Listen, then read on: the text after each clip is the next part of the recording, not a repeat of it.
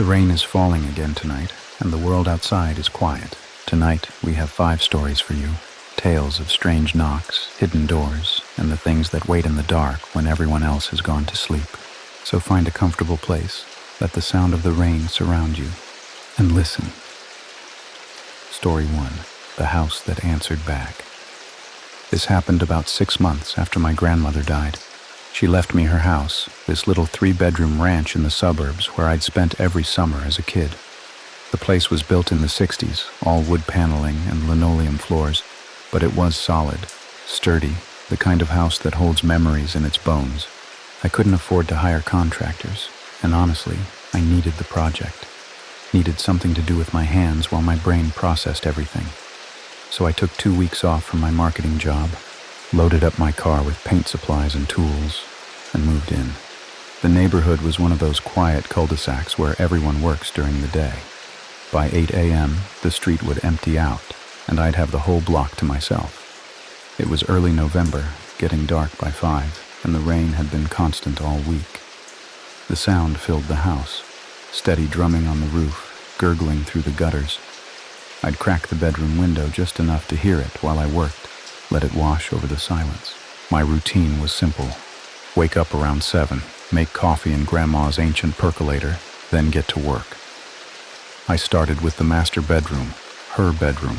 Floral wallpaper from 1987 that needed to go, baseboards that needed repainting, carpet that should have been replaced a decade ago. I'd work with podcasts playing through my phone, break for gas station sandwiches around noon, then push through until my arms ached. It was Wednesday, my 3rd day there. I'd gotten pretty good at tuning out the house sounds, the creaks and groans, the way the radiator hissed and clanked, the settling noises old houses make. Grew up hearing them every summer, knew them like a familiar song. That morning, I found Grandma's reading glasses in a drawer.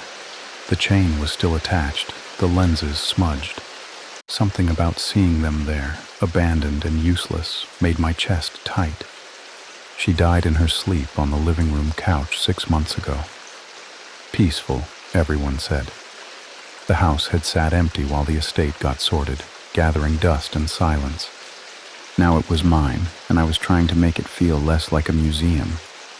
The rain picked up around 2 in the afternoon, coming down hard enough that I had to close the window. Started pulling down strips of wallpaper, testing the walls underneath for damage. Some parts came off easy. Others, I had to scrape and pry, my knuckles getting raw from the work. I was pulling down a stubborn strip when I knocked my knuckles against the wall to test for studs. 3 quick raps. That's when I heard it knock back. 3 times. Same rhythm, same spacing. I froze, scraper still in my hand, listening. At first, I thought it was just the pipes settling. Old houses do that. I stood there for a solid minute, barely breathing, scraper still clutched in my hand. Listened hard for any other sounds. Nothing came, just the rain hammering the roof, the radiator doing its usual hissing thing in the corner. Pipes. Had to be the pipes. Old house, weird water pressure. Sound traveling through the walls in strange ways. I'd heard weirder noises here as a kid. Grandma used to laugh about it, say the house liked to talk back. I shook it off and went back to work, turned my podcast up a little louder.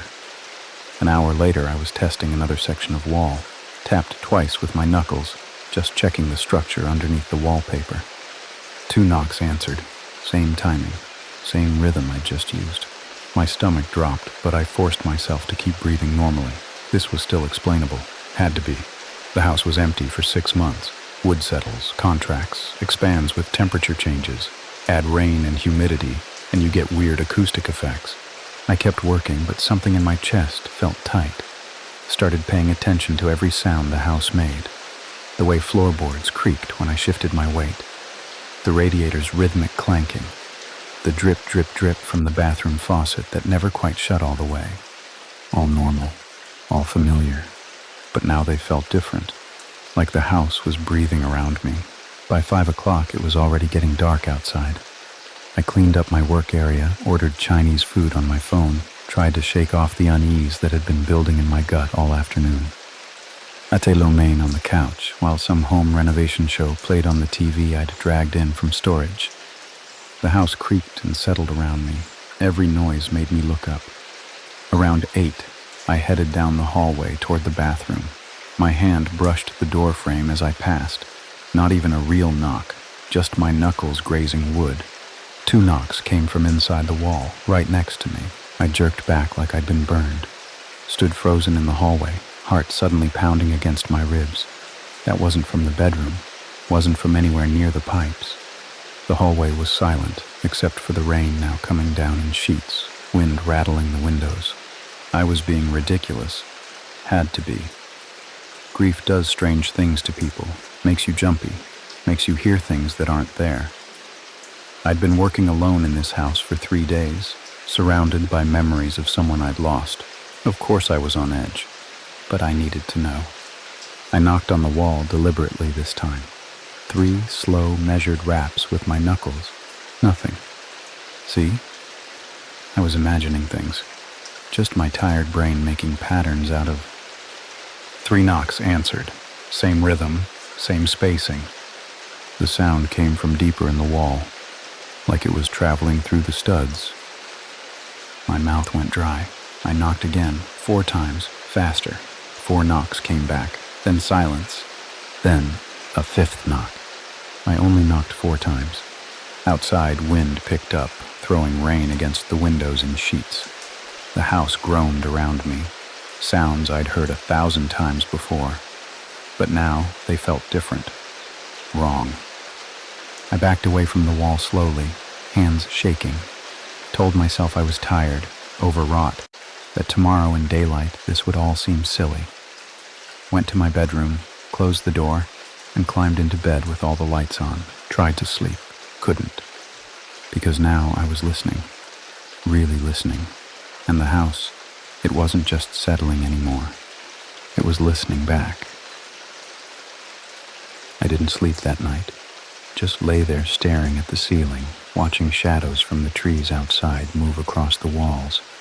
Every creak made my heart jump. Every gust of wind rattling the windows set my nerves on fire. By morning, I'd almost convinced myself I'd imagined the whole thing. Sleep deprivation and grief. Dangerous combination. The human brain is good at finding patterns where there aren't any, making connections that don't exist. That's all this was. I made coffee, ate cereal standing at the kitchen counter, decided I was taking the day off from renovation. Maybe I'd just clean, organize Grandma's things, stay out of the bedroom for a while. The rain had finally stopped. Gray morning light filtered through the curtains, making everything look washed out and tired. I was loading dishes into the sink when I heard it. 3 knocks, from the hallway. I hadn't touched anything, hadn't knocked on anything. My hands were wet, covered in soap. The knocks came again. Louder this time, more insistent. My blood went cold. This wasn't responding anymore. This was initiating. Whatever was in the walls, it was trying to get my attention. I stood frozen at the sink, water still running, soap dripping from my hands. Listened as the knocking moved. Started in the hallway, then came from the bedroom. Then the living room wall behind the couch, moving through the house, following some pattern I couldn't understand. "Stop," I whispered. My voice came out hoarse. "Please stop." The knocking stopped. The silence that followed was somehow worse. Heavy. Expectant. I turned off the water with shaking hands, dried them on my jeans, tried to think rationally. There had to be an explanation. Animals in the walls, raccoons, squirrels, something that had gotten in while the house sat empty. They could make rhythmic sounds, couldn't they? But animals don't mimic, don't respond to patterns, don't wait. I grabbed my phone, nearly dropped it. My hands wouldn't stop shaking. I could call someone, my mom, a friend, an exterminator. Say what, exactly? That the house was knocking at me? They'd think I was losing it. Maybe I was. I decided to leave, just for a few hours. Get some air, clear my head, come back when I felt steadier. This house was full of grief and memories, and I'd been marinating in it for 3 days straight. Some distance would help. I grabbed my keys, headed for the front door. Stopped. Because now I could hear something else. Not knocking, scratching. Soft at first, then louder, coming from inside the walls all around me. Not one location, everywhere at once. The bedroom, the kitchen, behind the TV, under the floorboards. Like something was trying to get out, or trying to surround me. The scratching intensified, became almost frantic. I stood in the center of the living room, turning in slow circles, trying to track where it was coming from. But it was coming from everywhere. The walls, the ceiling, the floor beneath my feet. My heart hammered so hard I thought my ribs would crack. Couldn't catch my breath. The room felt like it was shrinking, pressing in. Then, silence.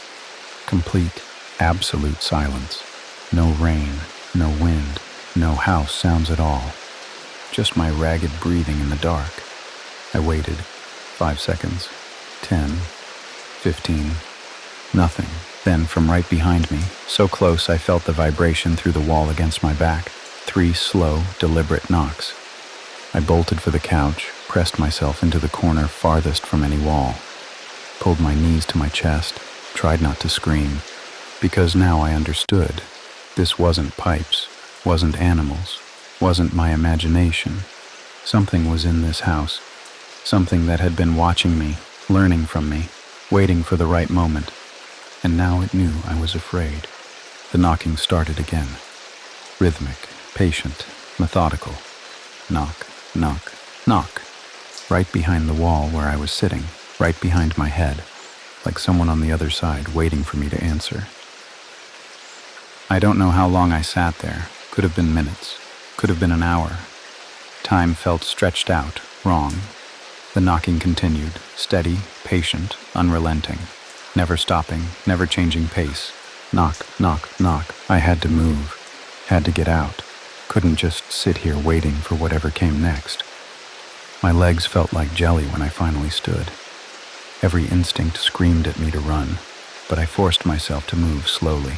Grabbed my phone off the coffee table. Keys still in my pocket. Car was in the driveway. 20 feet to the front door. I could make it. I took 1 step toward the door. The knocking moved, from behind the couch to the wall by the hallway, tracking me. I took another step. It moved again, closer to the door now. My heart was in my throat, hands slick with sweat. I lunged for the front door, grabbed the handle. Knock, knock, knock, from the other side, from outside. I yanked my hand back like I'd touched fire, stood frozen, staring at the door. It was out there, whatever this was. It wasn't just in the walls anymore. It was outside, the back door. I spun around, ran through the kitchen, hit the back door at full speed, knocking. Already there, waiting for me. I stumbled backward, crashed into the kitchen table. The bedroom. I could lock myself in the bedroom, barricade the door, call 911. Tell them what? That my house was knocking at me? They'd think I was insane. I was starting to think maybe I was. The knocking multiplied. Kitchen, bathroom, bedroom, front door, back door, coming from everywhere at once. Different rhythms now, different speeds, overlapping, building into a wall of sound that made my skull ache. I pressed my hands over my ears. Didn't help. Couldn't breathe. Couldn't think. Couldn't dash. Then it stopped. Everything stopped. The silence hit like a physical blow. So complete it was almost painful. My ears rang in the absence of sound. Even the ambient noise, the hum of the refrigerator, the distant traffic, the settling of the house, all gone. I was standing in the center of the kitchen, trapped between all the doors, hands still covering my ears, shaking so hard my teeth chattered, waiting. And then I heard it. Faint. Almost too quiet to catch. 2 knocks. Soft, familiar. The rhythm Grandma used to use when she'd come check on me at night. The way she'd tap on my bedroom door when I stayed over as a kid. 2 gentle knocks. Come in, sweetheart. My breath caught. Grandma, the word came out as a whisper. Cracked, desperate. 1 knock. From the living room wall. Soft, not threatening, not aggressive, just there. My legs gave out. I slid down the kitchen cabinet, hit the floor hard, started crying, ugly, gasping sobs that hurt my chest. Fear and relief and grief all tangled together until I couldn't tell which was which. "I don't understand," I said through tears. "I don't understand what you want." Silence. Then, so quiet I almost missed it, one more knock, from the wall next to me. And somehow, I knew. It wasn't trying to scare me, wasn't trying to hurt me. It was just trying to be heard. I pressed my hand against the wall. The plaster was cool under my palm, smooth, solid. "I'm here," I whispered. "I hear you. I'm here." The house settled around me. The normal sounds returned slowly. The refrigerator's hum, the creak of floorboards, the distant rush of cars on wet pavement. But the knocking was gone. I sat on that kitchen floor until sunlight started filtering through the windows, until the gray morning turned golden, until my breathing steadied and my hands stopped shaking, and I didn't leave. I didn't call anyone that day. What would I even say? That I'd had a panic attack in my dead grandmother's house? That grief had made me hear things? Maybe that's all it was. Maybe my mind had just needed to process losing her in its own strange way. I finished the renovation over the next 2 weeks, painted the bedroom a soft gray, replaced the carpets, fixed the leaky faucet, made the house mine while still keeping pieces of her everywhere. Her books on the shelves, her quilts on the beds, her coffee mugs in the kitchen. The knocking never came back, not like that night. But sometimes, late at night, when I'm reading in bed or washing dishes after dinner, I'll hear it. Just once. Soft and gentle, like someone tapping to say hello. The first time it happened, about a week after that night, I froze. Felt that old fear creeping back up my spine. But then I realized it wasn't the same, wasn't aggressive or insistent or surrounding me. It was just there, present. So I knocked back, 2 soft taps against the wall. One knock answered, and then nothing. It's been 6 months now since I moved in for good. Sold my apartment in the city, brought all my things here. The house doesn't feel empty anymore. Sometimes I'll be working at my laptop and hear a single knock from the other room. Not frightening, just acknowledging. I knock back now without thinking about it. 2 taps. I'm here, I'm okay. 1 tap returns. I know. My mom thinks I'm crazy for staying. Says the house is too big for one person, too far from everything. But she doesn't understand. This place, it holds on to the people who loved it. Maybe that's not such a bad thing. I don't know if it's really grandma. Don't know if houses can absorb the essence of people who lived in them, or if it's just my grief finding a way to cope. Some questions don't need answers. What I do know is that I'm not alone here. Never have been. Last week, it rained for 3 days straight. I left the bedroom window cracked like I used to, let the sound fill the house the way it always did when I'd visit as a kid. Fell asleep to the rhythm of water on the roof, that familiar percussion that always made this place feel like home. And somewhere in that half space between waking and sleeping, I swear I heard it, not knocking this time, but humming, soft and low and achingly familiar. The way Grandma used to hum while she cooked, while she folded laundry, while she tucked me in at night. Maybe I dreamed it. Maybe the rain and the old pipes just sounded like music in my drowsy brain. Or maybe some houses really do hold on to love. Maybe the walls remember. Maybe when you spend a lifetime filling a place with warmth and care and routine, it leaves something behind. An echo, a presence, a sense of home that outlasts the people who built it. I choose to believe that. Choose to believe she's still here in some way, in the creak of the floorboards, in the way sunlight falls through the kitchen window at noon, in the soft knocks that come when I need them most. To this day, I still hear it. And to this day, I still answer. Because some conversations don't end just because someone's gone. Some houses know how to hold on. and some goodbyes take a lifetime to say. This house answered back when I needed it to, and now I understand. It always will. Story 2. The Last Tenant's Password. This happened last year when I was 26, working remotely as a software developer. I'd just moved into this one-bedroom apartment in the city. Nothing fancy, but it was mine, and the rent was actually affordable, which felt like winning the lottery in that market. The building was older, probably built in the 80s, but they'd done renovations recently. New paint, updated fixtures, that sort of thing. Most of the tenants were young professionals like me. Quiet building, everyone kept to themselves. I liked that. I moved in November of 2023, right as the weather was turning cold. Spent the first few weeks unpacking boxes, arranging furniture, buying plants I'd probably kill. The usual new apartment stuff. The place came with fiber internet already installed, which was a huge plus since my job is basically staring at a screen for 8 hours straight. The setup was perfect for remote work. I had my desk by the window in the bedroom, 2 monitors, good lighting. My company didn't care where I worked as long as I made my meetings and hit my deadlines.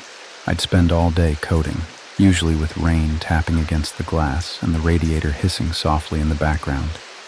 By January, I'd settled into a routine. Wake up around 8, make coffee, log in by 9. Back-to-back Zoom calls most afternoons, stand-ups, client meetings, code reviews. I'd work until 6 or 7, sometimes later if I was deep in a project. Then I'd make dinner, watch something on my laptop, go to bed, repeat. I didn't really know my neighbors yet. I'd see people in the hallway sometimes. We'd nod, maybe say hi, but that was it. I'm kind of a homebody anyway, and the winter weather kept me inside even more than usual. My world had basically shrunk to my apartment and my screen. The landlord had been easy to work with. Rent was cheaper than I expected for the area, like significantly cheaper. When I'd asked about it during the showing, he said the previous tenant had left suddenly and he just wanted someone reliable in there. I signed the lease the same day. Everything felt right, you know. I'd finally found a place that was affordable, comfortable, and quiet enough to focus on work. I even told my mom I thought I'd stay there for years. That changed the night I checked my router's device list and saw 4 devices I didn't recognize. At first, I thought maybe I'd just forgotten about them. I'd logged into my router's admin panel to check something. Honestly, can't remember what now, but there they were, 4 devices I'd never seen before. Marcus iPhone, Marcus laptop, Marcus iPad, and one labeled Ring Doorbell APT12.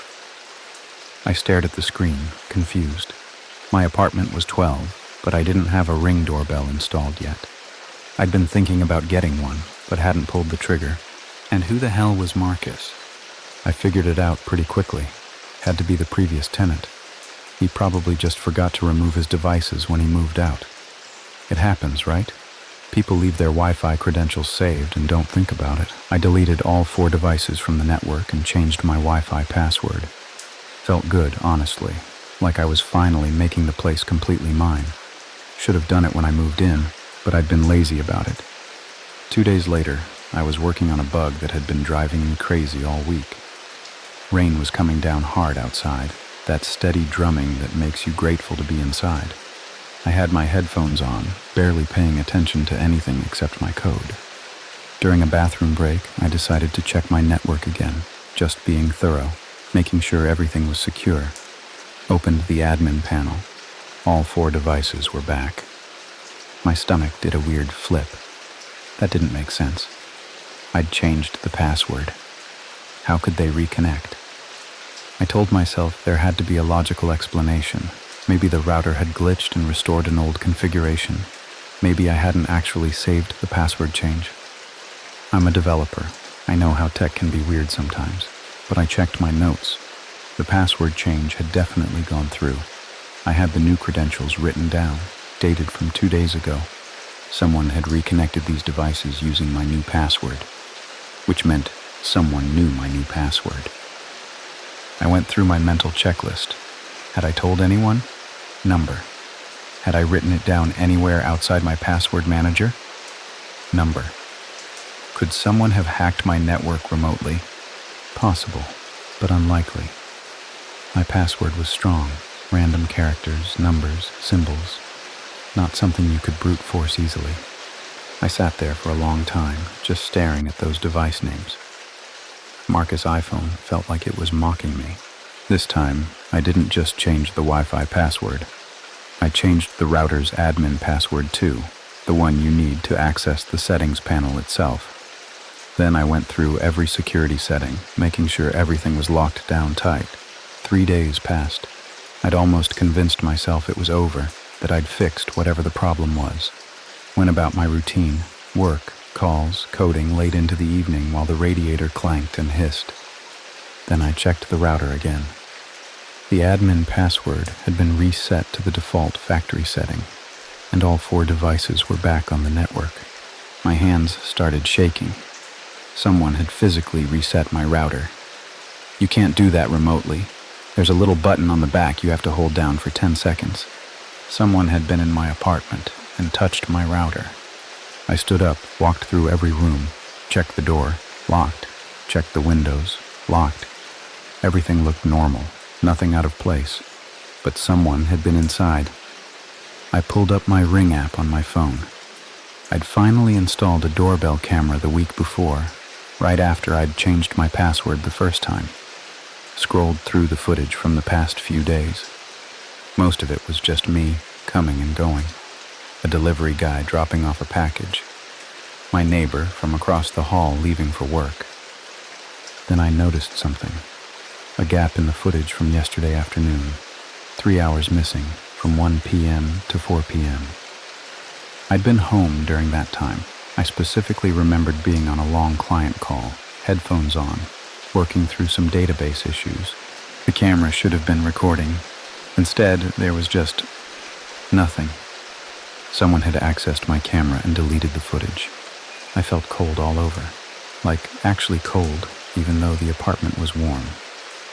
A week went by. I became obsessed with checking the router logs, refreshing them multiple times a day. Started noticing a pattern. The mystery devices would connect between 1 and 4 p.m. on weekdays. Always during my afternoon meetings, when I was wearing headphones and focused on my screen. I stopped paying attention during calls, started leaving my bedroom door open, listening for any sounds. The building settled and creaked, every noise making my heart jump. One afternoon, I followed an Ethernet cable I'd never really looked at before. It ran along the baseboard in my living room, disappearing behind the couch. I pulled the couch away from the wall. The cable went into the heating vent. I knelt down, peered into the vent. The cable disappeared into the wall, running somewhere I couldn't see. I told myself it was probably just old wiring from previous tenants, some forgotten tech setup. But I couldn't shake the feeling that something was very, very wrong. That night, I changed every password again. Made a note of every single router setting, every configuration, took screenshots of everything. The next day, I checked during my lunch break. Settings had been changed again. While I was home, while I was in the bedroom 10 feet away from the router. Someone had been in my apartment, was maybe still coming into my apartment, and I hadn't heard a thing. I couldn't let it go. Started watching the router logs obsessively, refreshing every few minutes, even during work. The pattern held. Those devices appeared like clockwork between 1 and 4 p.m. on weekdays, always when I had back-to-back meetings scheduled. Whoever this was, they knew my routine. I decided to set up my own surveillance, positioned my laptop on my dresser, angled the webcam to capture my apartment door and the living room where the router sat. Set it to record during my afternoon meeting block. My hands were shaking when I clicked start recording that first time. Part of me hoped I'd see nothing, that I'd been paranoid this whole time. The bigger part knew I wasn't. That afternoon, I forced myself to act normal. Joined my 1 p.m. stand-up, headphones on, talking through Sprint tickets like nothing was wrong. Rain streaked down the window beside me. When the meetings ended at 3:30, I practically lunged for the laptop. Scrubbed through the footage, my heart pounding so hard I could hear it in my ears. 1:47 p.m. The apartment door opens, slowly, carefully. A man walks in. I couldn't breathe. Just sat there, frozen, watching this stranger move through my home. He was thin, maybe late 30s or early 40s, wearing a navy blue maintenance uniform. Moved with purpose, like he'd done this before, like he belonged there. But he didn't touch anything that needed maintenance, didn't check the radiator or the water heater or anything like that. He went straight to the router, pulled out a laptop, connected an Ethernet cable, started typing. I watched the timestamp tick by, 2 minutes, 3 minutes, 5 minutes. He worked methodically, checking something on his screen, typing more. Then he stopped. Looked toward my bedroom. I could see myself in the background of his view, visible through the open bedroom door, sitting at my desk with headphones on, completely oblivious. He stared for maybe 10 seconds, then closed his laptop, disconnected the cable, and left. 8 minutes, start to finish. The door closed behind him with a soft click. I watched the footage 3 more times, feeling sicker with each viewing. This man had been in my apartment while I was here, while I was working, vulnerable, unaware. How many times had he done this? My doorbell camera. I pulled up the Ring app with trembling fingers, scrolled back through weeks of footage, started looking for him specifically. There, January 9th, 2:15 p.m. January 15th, 1:52 p.m. January 22nd, 2:08 p.m. January 29th, 3:17 p.m. Every week, sometimes twice a week. Always during my meeting windows, always in and out quickly. I felt like I was going to throw up. The building directory was on my fridge, one of those welcome packets the landlord had given me. Flipped through it with shaking hands, looking for anyone named Marcus. No Marcus listed, not as a tenant, not as building staff. I emailed my landlord, trying to keep my message calm and professional. Hi, quick question. Who was the previous tenant in Unit 12? Just curious about some mail I received. He responded within an hour. Previous tenant was Marcus Webb, moved out last August. Why? Is there a problem? August. I moved in November. Marcus Webb had supposedly moved out 4 months before I'd even signed my lease. But his devices were still connecting to my network, and someone had a key to my apartment. I searched Marcus Webb online, found almost nothing useful. An old Facebook account, deactivated. A LinkedIn profile that hadn't been updated since 2022. A few scattered mentions that led nowhere. Pulled up my lease again, reread every line. The apartment had been vacant for 2 months before I moved in, according to the paperwork. Empty, ready for a new tenant. So where had Marcus been during those 2 months? And where was he now? My door had an automatic lock, one of those electronic ones that latches when you close it. You need a key or the code to get in. I'd changed the code when I moved in, but keys can be copied, keys can be kept. I went to the door, examined the lock carefully. No scratches, no signs of tampering. Whoever had the key, it worked perfectly. The maintenance uniform. That's how he got away with it. If anyone saw him in the building, they'd assume he worked there, had every right to be entering units. My phone buzzed. A Slack message from my boss asking about the project timeline. I stared at it, unable to process the words. All I could think about was that man standing in my apartment, staring at me through the bedroom doorway. You're good at your job, I imagined him thinking. Had he watched me code? Had he listened to my meetings? The Ethernet cable in the vent. I went back to it, pulled harder this time, followed it as far as I could. It ran into the wall behind the bathroom.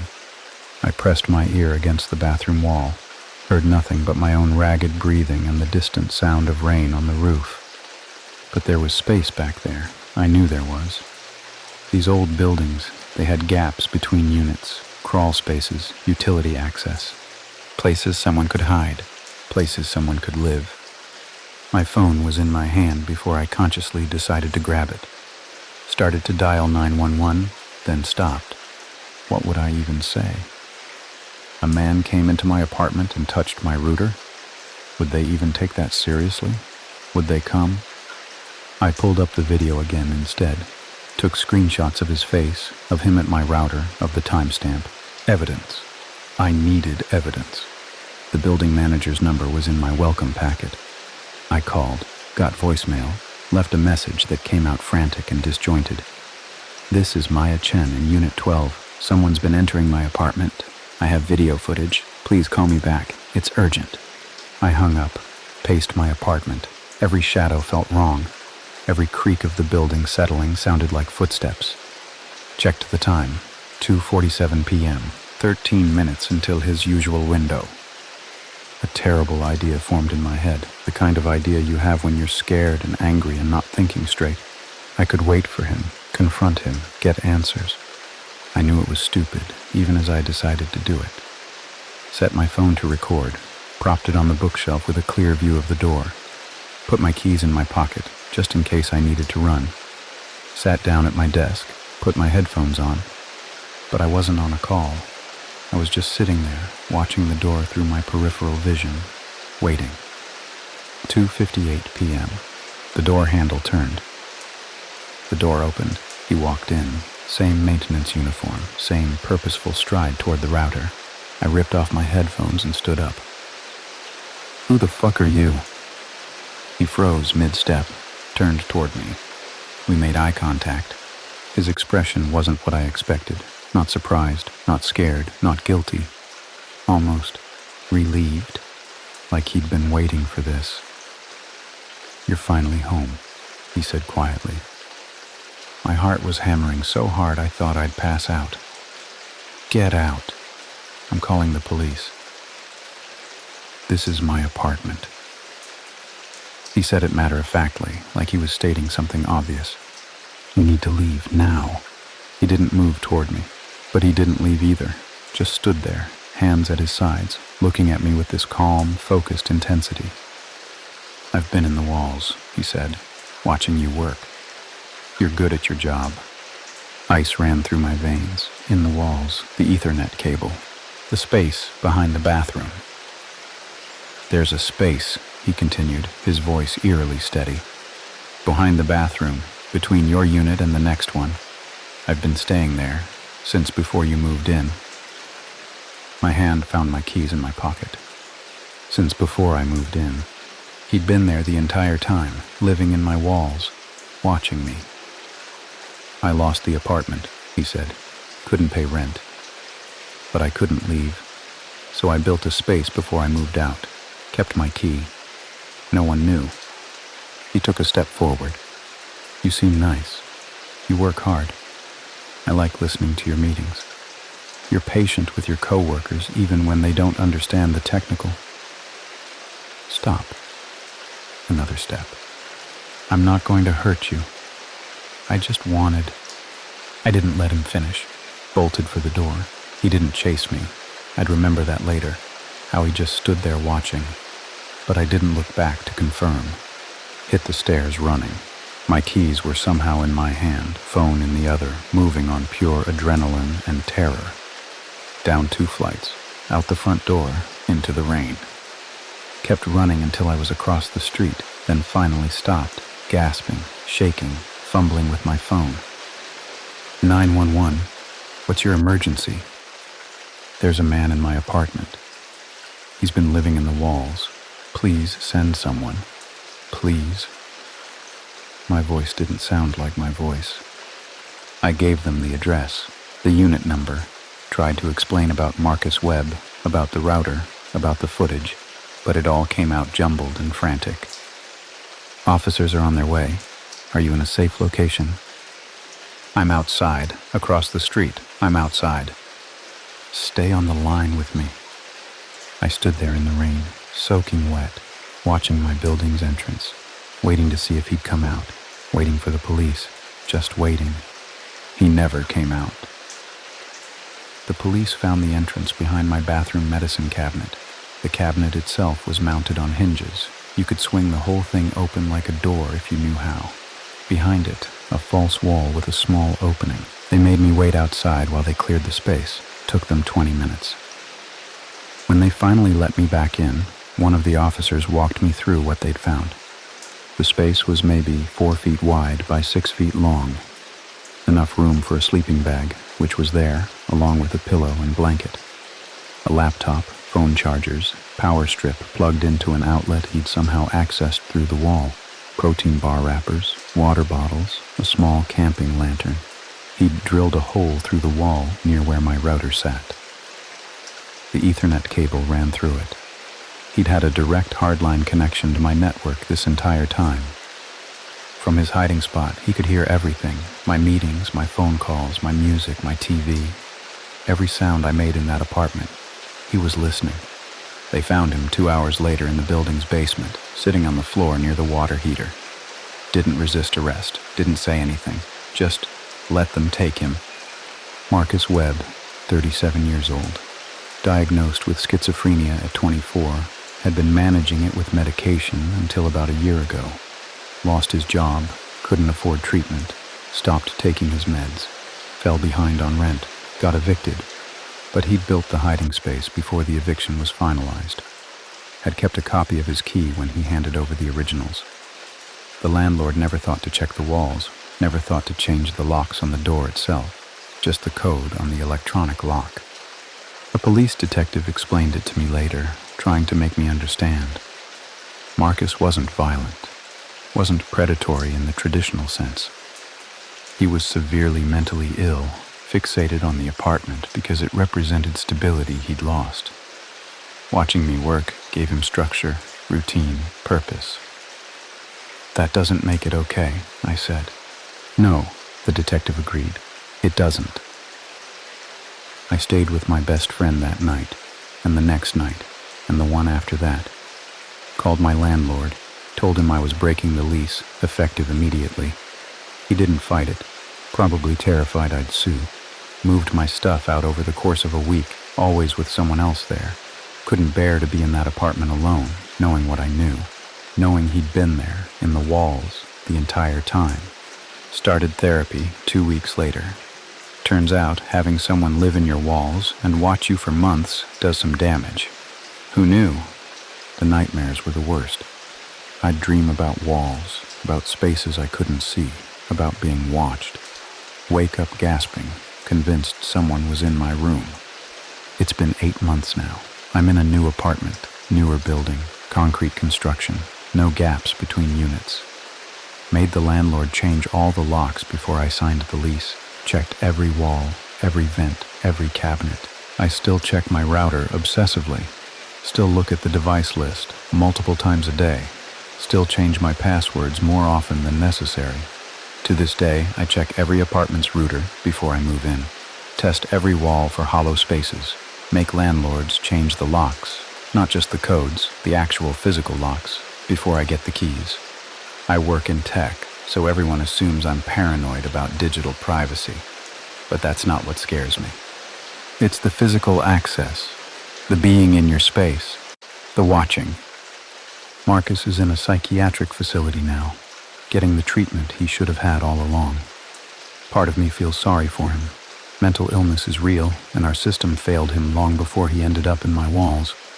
But the bigger part will never forget the way he looked at me and said, "You're finally home." Like he'd been waiting, like he'd wanted me to find him, like that was the point all along. I hope he gets better, I really do. But I also hope I never see him again. Story 3, Lights in the Laundry Room. This happened back in January of this year. I was 24, had just moved into my first solo apartment, the Crossview Apartments on the east side of town. It wasn't anything fancy, but it was mine, and after years of roommates and dorm rooms, having my own space felt like a huge deal. The building itself was old, probably built in the 70s. You could hear everything through the walls, your neighbor's TV, footsteps overhead, pipes groaning whenever someone ran water. The kind of place where the rent was cheap enough that you didn't complain too much about the quirks. I worked closing shifts at Target, usually getting home around 11 p.m. or midnight. Between work and my online classes, my schedule was all over the place. That's why I started doing laundry late at night, sometimes 1 or 2 a.m., when the laundry room would be empty and I wouldn't have to wait for machines or make small talk with neighbors I barely knew. The laundry room was in the basement, down 2 flights of stairs from my second-floor apartment. It wasn't creepy, exactly, just old and a little worn down. 6 washers, 6 dryers, a folding table with cigarette burns along the edge, and a vending machine that hadn't worked since before I moved in. The fluorescent lights overhead hummed constantly, and a few of them flickered. Had been flickering since day 1, according to the super. I'd mentioned it to him during my first week. Mr. Castillo, nice older guy who lived on the first floor. He'd sighed and said, Yeah, the lights. They're on the list. Whole building needs rewiring, but the landlord's cheap. I figured flickering lights were the least of my concerns, so I let it go. Honestly, I didn't mind the late-night laundry routine. Brought my phone, my headphones, sometimes homework I needed to catch up on. The basement was warm from the dryers, and I could hear rain pattering against the small ground-level windows that looked out onto the parking lot. There was something almost peaceful about it, the rhythmic tumbling of the machines, the smell of detergent, the soft hiss of the radiator in the corner. I'd been doing this 2 or 3 times a week since November, almost 2 months by that point. Knew which washers didn't spin properly, which dryers ran hot, how long I could leave before someone would start pulling my stuff out. Had my system down. That Tuesday night in early January, I noticed the flickering wasn't random anymore. It was around 1 a.m. when I headed down with my hamper. Tuesday night, or technically Wednesday morning, I guess. I'd just gotten off a particularly exhausting shift. Post-holiday returns were still brutal, and wanted nothing more than to throw in a load, zone out for an hour, then crash.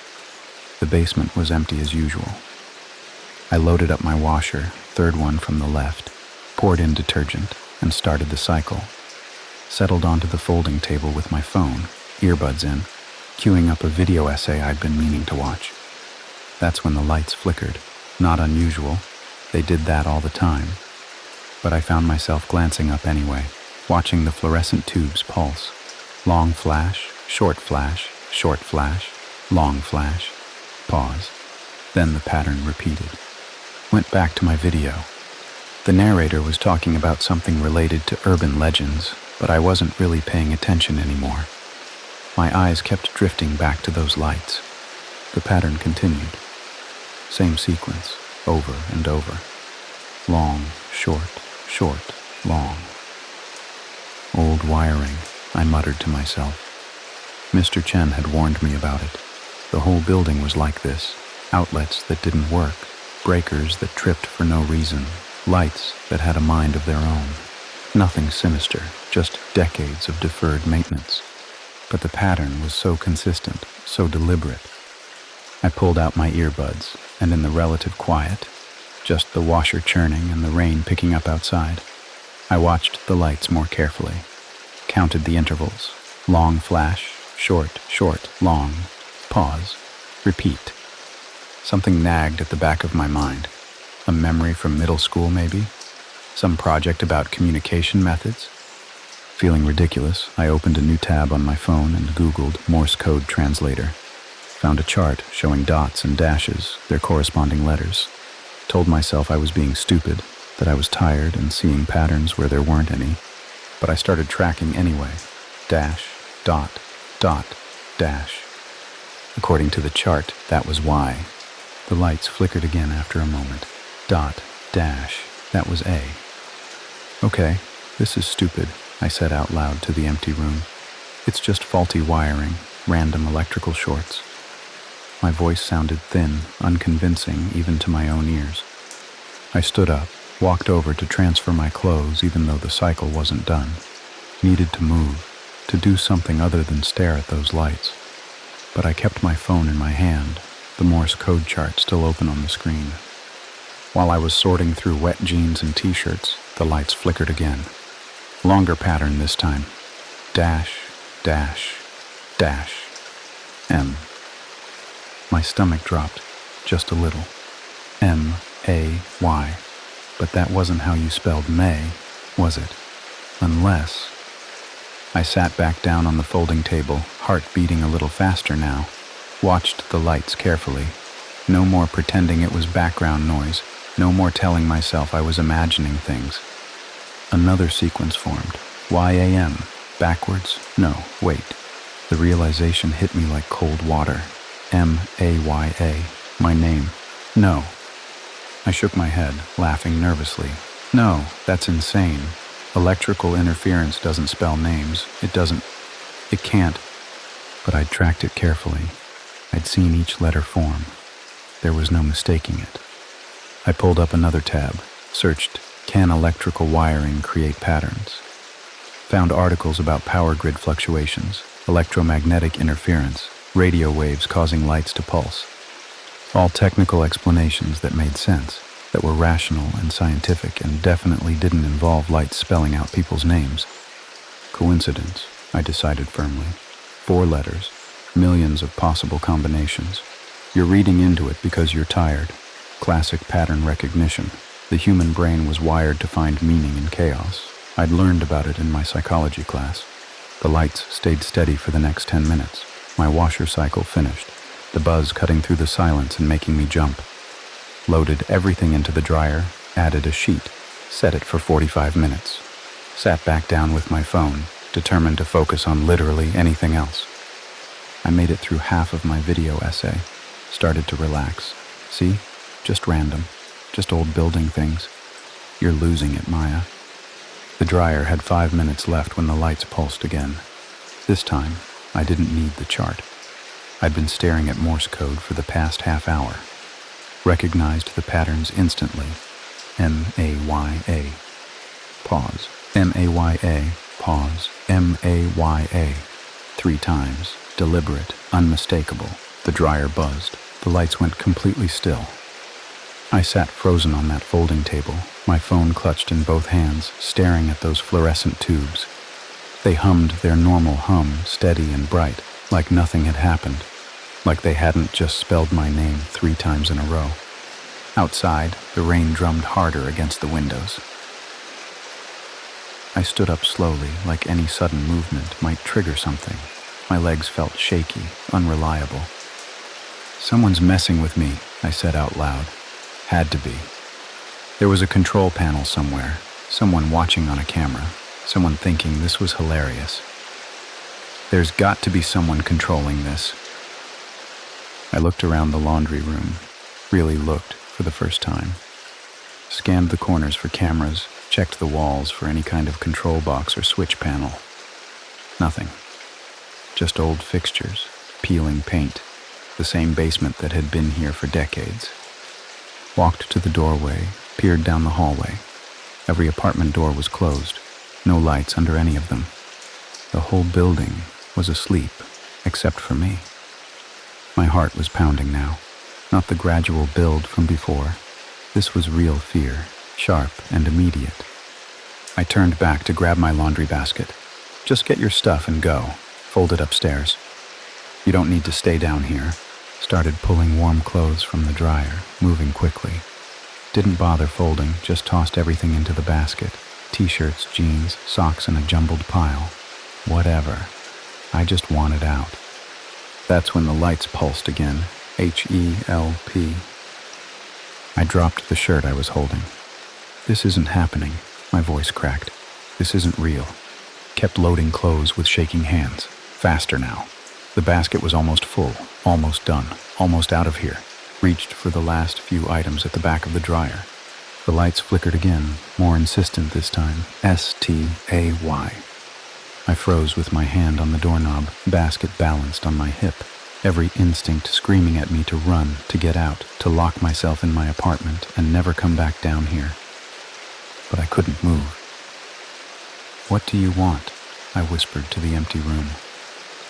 "Who are you?" Saying it out loud made it real, made me sound insane. I was talking to lights, to electricity, to nothing. The fluorescent tubes flickered again, longer message this time. I watched, unable to look away. UNIT 3C, Unit 3C. That was the apartment directly above mine. I was in 2C. Whoever lived in 3C, I'd never seen them. Never heard footsteps, never passed them in the hallway, never seen mail in their box. I'd just assumed it was vacant. What about 3C? My voice was barely audible over the hum of the lights. What are you trying to tell me? The lights pulsed immediately, like they'd been waiting for me to ask. Danger. My blood went cold. Danger. Someone in 3C was in danger, or 3C itself was dangerous, or what? What was I supposed to do with this information? The lights continued, faster now, more urgent. CHECKNOW. Check now. I looked at my phone. 1:47 a.m. You want me to go knock on someone's door at 2 in the morning because the laundry room lights are... I stopped, listened to what I was saying, how absolutely unhinged it sounded. But what if someone was hurt up there? What if they needed help and couldn't call for it? What if I was the only person awake, the only one who could? Or what if this was a trap? What if something was luring me upstairs, away from witnesses, into an empty apartment where no one would hear me scream? My mind raced through possibilities. Call 911 and tell them what? That lights spelled out Morse code. They'd think I was drunk or high or having a breakdown. Call Mr. Castillo, but his apartment was on the first floor and he was in his 70s, and what was he going to do? I could just leave, go back to my apartment, lock the door, pretend this never happened. But if someone was hurt, if someone died because I didn't check... The lights flickered again. Same message, repeating. CHECKNOW. CHECKNOW. More desperate, more insistent. I made my decision. Okay, I said, voice steadier than I felt. Okay, I'll check. But I'm not going alone. Grabbed my basket, pulled out my phone, kept 911 ready on the screen, made a plan. I'd knock on Mr. Castillo's door first, wake him up, tell him something, that I heard a noise from 3C, that I was worried. He'd come with me, or call the police himself, or at least know where I'd gone if something happened. I rushed up the stairs, taking them 2 at a time, past the first floor landing, headed for Mr. Castillo's apartment, 1A, right by the stairwell. Knocked hard. Mr. Castillo? Mr. Castillo, it's Maya from 2C. Are you there? Silence. Knocked again, louder. Mr. Castillo. Nothing. Either he was a really heavy sleeper or he wasn't home. Some nights he stayed with his daughter across town. I'd seen him leave with an overnight bag a few times. I stood there in the hallway, alone with my decision. The building was silent, except for the rain on the roof and the distant hum of the heating system. I looked up at the ceiling, toward the 3rd floor, toward 3C. If I didn't check and someone was hurt, I'd never forgive myself. If I did check and something was waiting for me. I climbed the stairs to the 3rd floor. The 3rd floor hallway was darker than the others. One of the overhead lights was out completely, leaving long shadows across the worn carpet. I walked slowly toward 3C, every footstep sounding too loud in the silence. My phone was clutched in my hand, 911 still on the screen, thumb hovering over the call button. The door to 3C was at the end of the hall. As I got closer, my stomach dropped. The door was ajar, not wide open, but definitely not closed. A gap of maybe 2 inches, darkness beyond it. Hello? My voice came out as a whisper. Tried again, louder. Hello? Is anyone in there? Are you okay? No answer. I stood there, phone flashlight on now, pointed at that gap in the doorway. Could see nothing but darkness inside. Every horror movie I'd ever seen flashed through my mind. This was the moment. This was when the stupid character went inside and got killed. But what if someone actually needed help?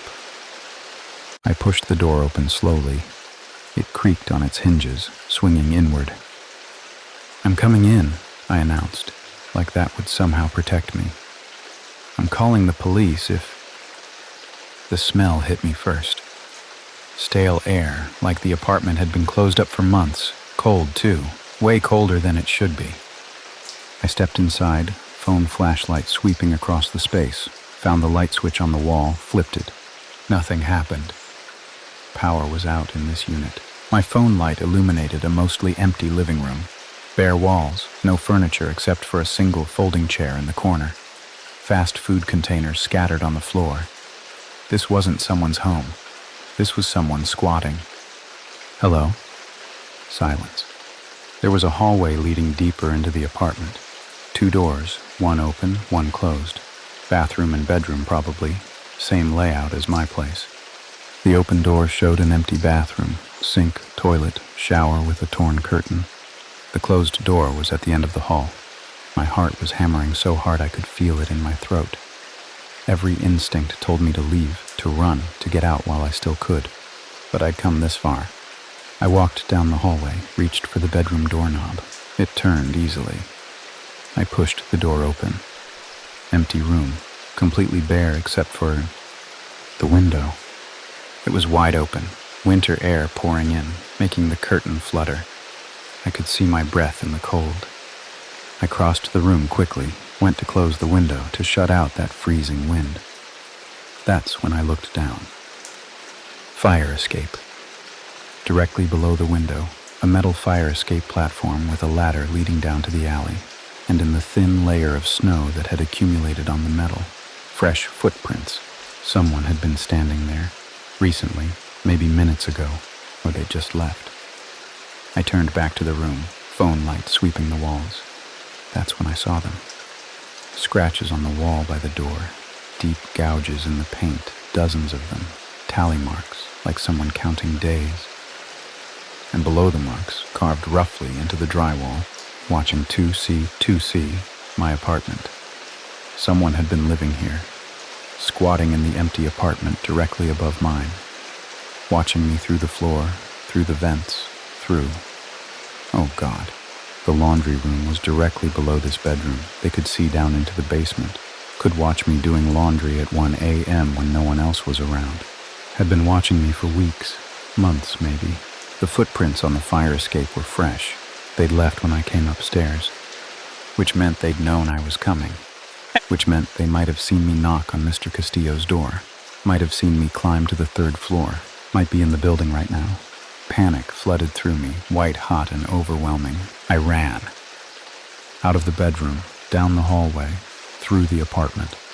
Didn't stop to close the door behind me. Just ran down the stairs, past the 3rd floor, past my own floor. Kept going until I reached the 1st floor and burst through the door to the building's front lobby. Fumbled with my phone, shaking so badly I could barely dial. 911. What's your emergency? There's someone in my building, apartment 3C. They've been watching me. There are footprints. They might still be here. The words tumbled out, frantic and jumbled. The operator kept asking me to slow down, to explain, but I couldn't. Could barely breathe. I heard sirens within 15 minutes. Never went back inside until the police arrived. The police arrived fast.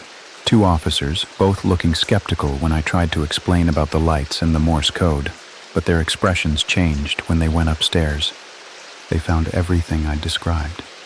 The scratches on the wall, the words, watching 2C, carved into the drywall, the footprints in the snow on the fire escape, evidence that someone had been squatting in that apartment, coming and going through the window to avoid being seen in the hallways. Lock on the door was picked, one of the officers told me. His name was Officer Ramirez, and he actually seemed to believe me. Probably been staying here on and off for weeks, maybe longer. The window access meant they could come and go without anyone noticing. They asked if I'd seen anyone suspicious, if I'd felt like I was being watched, if anything strange had happened before tonight. I thought about all those late nights in the laundry room, how I'd felt so comfortable down there, so safe, never realizing someone might be directly above me, watching through the vents or the cracks in the old building. The thought made my skin crawl. "What about the lights?" I asked. "The Morse code. How do you explain that? Officer Ramirez exchanged a glance with his partner. Old wiring can do strange things, he said carefully. Power fluctuations, electromagnetic interference. The human brain is good at finding patterns, especially when we're scared. But he didn't sound convinced. Neither did I. They checked the building's security, or lack of it. No cameras anywhere. The landlord was cheap, just like Mr. Castillo had said. They dusted for prints in 3C but didn't find anything useful. Whoever had been there wore gloves or wiped everything down. We'll increase patrols in the area, Ramirez said. But without knowing who this person is, there's not much we can do. They're gone now. Might not come back. Might not, but they might. I stayed with a friend that night. Couldn't bring myself to sleep in my apartment knowing someone had been right above me, watching me, counting the days with tally marks on their wall. I broke my lease 2 weeks later. The landlord tried to fight me on it, said I was overreacting, but I threatened to go to the news about the security issues, and he backed down. Lost my deposit, but I didn't care. I just needed out. Never found out who was in that apartment. Police never caught anyone. For all I know, they moved on to some other building, some other victim who didn't get a warning. To this day, I don't know what to believe about that night. Part of me thinks the lights were just coincidence, that I was scared, and my brain created a pattern out of random electrical shorts, that I wanted to see a warning because some part of me knew something was wrong, even if I couldn't articulate it. But another part of me knows, really knows, that something was trying to help me, something that understood what was happening and found a way to communicate. Maybe it was whoever lived in 3C before, someone who wasn't as lucky as I was. Maybe it was something else entirely. I think about that a lot, about whoever carved those tally marks, how many days they counted, how many times they watched me walk to the laundry room at 1 a.m., alone and unaware, what they were planning to do. The police said I was lucky, that most stalking situations don't end with the victim getting a warning, that I did the right thing by checking, by calling 911, by getting out. I don't do laundry alone anymore. I don't care how crowded the laundromat is during the day. I'll wait. I'll make small talk with strangers. I'll pay the extra $1 for the faster dryers, because the convenience of late-night laundry isn't worth the risk. Sometimes I wonder what would have happened if I'd ignored the lights that night, if I'd convinced myself it was nothing and gone back to my apartment, if I'd kept up my routine week after week while someone watched from above and waited for their moment. I'll never know who was in that apartment. I'll never know what they wanted or what they were planning. And honestly, I'm glad I don't know. Some questions are better left unanswered. But I do know this. When something feels wrong, when you get that crawling sensation on the back of your neck, when patterns emerge that shouldn't be there, pay attention. Trust that instinct. Trust those warnings, even if they come from places you can't explain. Someone, or something, was looking out for me that night. I was one of the lucky ones, and I'll never forget those sequences of light. MAYAHELPDANGER, Sometimes protection comes from the strangest places. Sometimes you get a second chance when you shouldn't. Sometimes the lights flicker for a reason. I still remember the Morse code, just in case I ever need it again. Story 4. The voice beneath the static. The gas station smelled like burnt coffee and diesel fuel. 2 a.m. on a Friday, and I'd seen exactly 4 customers since midnight. The fluorescent lights hummed overhead, casting everything in that sickly greenish tint that made even the energy drinks look unappetizing. I was supposed to be restocking shelves, but honestly, who was going to care? I pulled the Hallicrafters out of my backpack and set it on the counter next to the register. $50 says my manager wouldn't even notice if he showed up for one of his random inspections. The radio was a beauty. 1952 shortwave receiver, wood cabinet with brass fixtures, the kind of solid engineering they just don't do anymore. Found it last Sunday at an estate sale for $15. Old guy's kids didn't know what they had. Been working on it all week between customers. Got it cleaned up, replaced a few tubes, but something was off with the tuning. Kept picking up interference I couldn't quite dial out. Static that almost sounded like voices, but not quite. Close, but no cigar. Rain started around midnight, the way it always did this time of year. I could hear it drumming on the metal awning outside, that hollow percussion that made the graveyard shift feel even longer. Pacific Northwest in late October, you either got used to the rain or you went crazy. I'd been back home for 3 months now, and it still felt weird. 3 months since I'd dropped out of Portland State. 1 semester of computer science, and I'd realized I had no idea what I was doing there. Everyone else seemed so sure, so focused. I just felt lost. So I came home, moved into my parents' basement, took this job at the Chevron. My parents were cool about it. Disappointed, but cool. Take your time, figure things out, Dad said. Mom just looked worried. My little sister Emma thought it was hilarious that I was working at a gas station after talking about how college was going to change my life. The door chimed. I looked up. Trucker, maybe mid-50s, wearing a Cat diesel power cap. He nodded at me and headed straight for the coffee station. Poured himself a large, added 4 sugars, came up to the counter with that and a pack of Marlboros. "Storm's supposed to get worse," he said, pulling out his wallet. "Heard it on the CB, big one rolling in off the coast." "Yeah?" I rang him up. "How bad?" "Bad enough they're saying stay off Route 6 if you can. Flooding near the mill, power lines down." He handed me a 20. "You work here all night?" "Until 6. He shook his head. "Rather you than me, kid. Place like this, middle of nowhere, storms like this. No thanks." He took his change, grabbed his coffee. "Stay safe." The door chimed again as he left. His semi rumbled to life in the parking lot, headlights cutting through the rain before pulling back onto the highway. I went back to the radio, adjusted the dial, trying to find a clear signal. Nothing but static and that weird interference. The sound was almost rhythmic, like Morse code, but not quite. Like someone trying to break through from the other side of something. Outside, the rain picked up. I could hear it hammering the roof now, see it sheeting across the parking lot in the security lights. Wind rattled the front windows. The storm the trucker mentioned, it was here.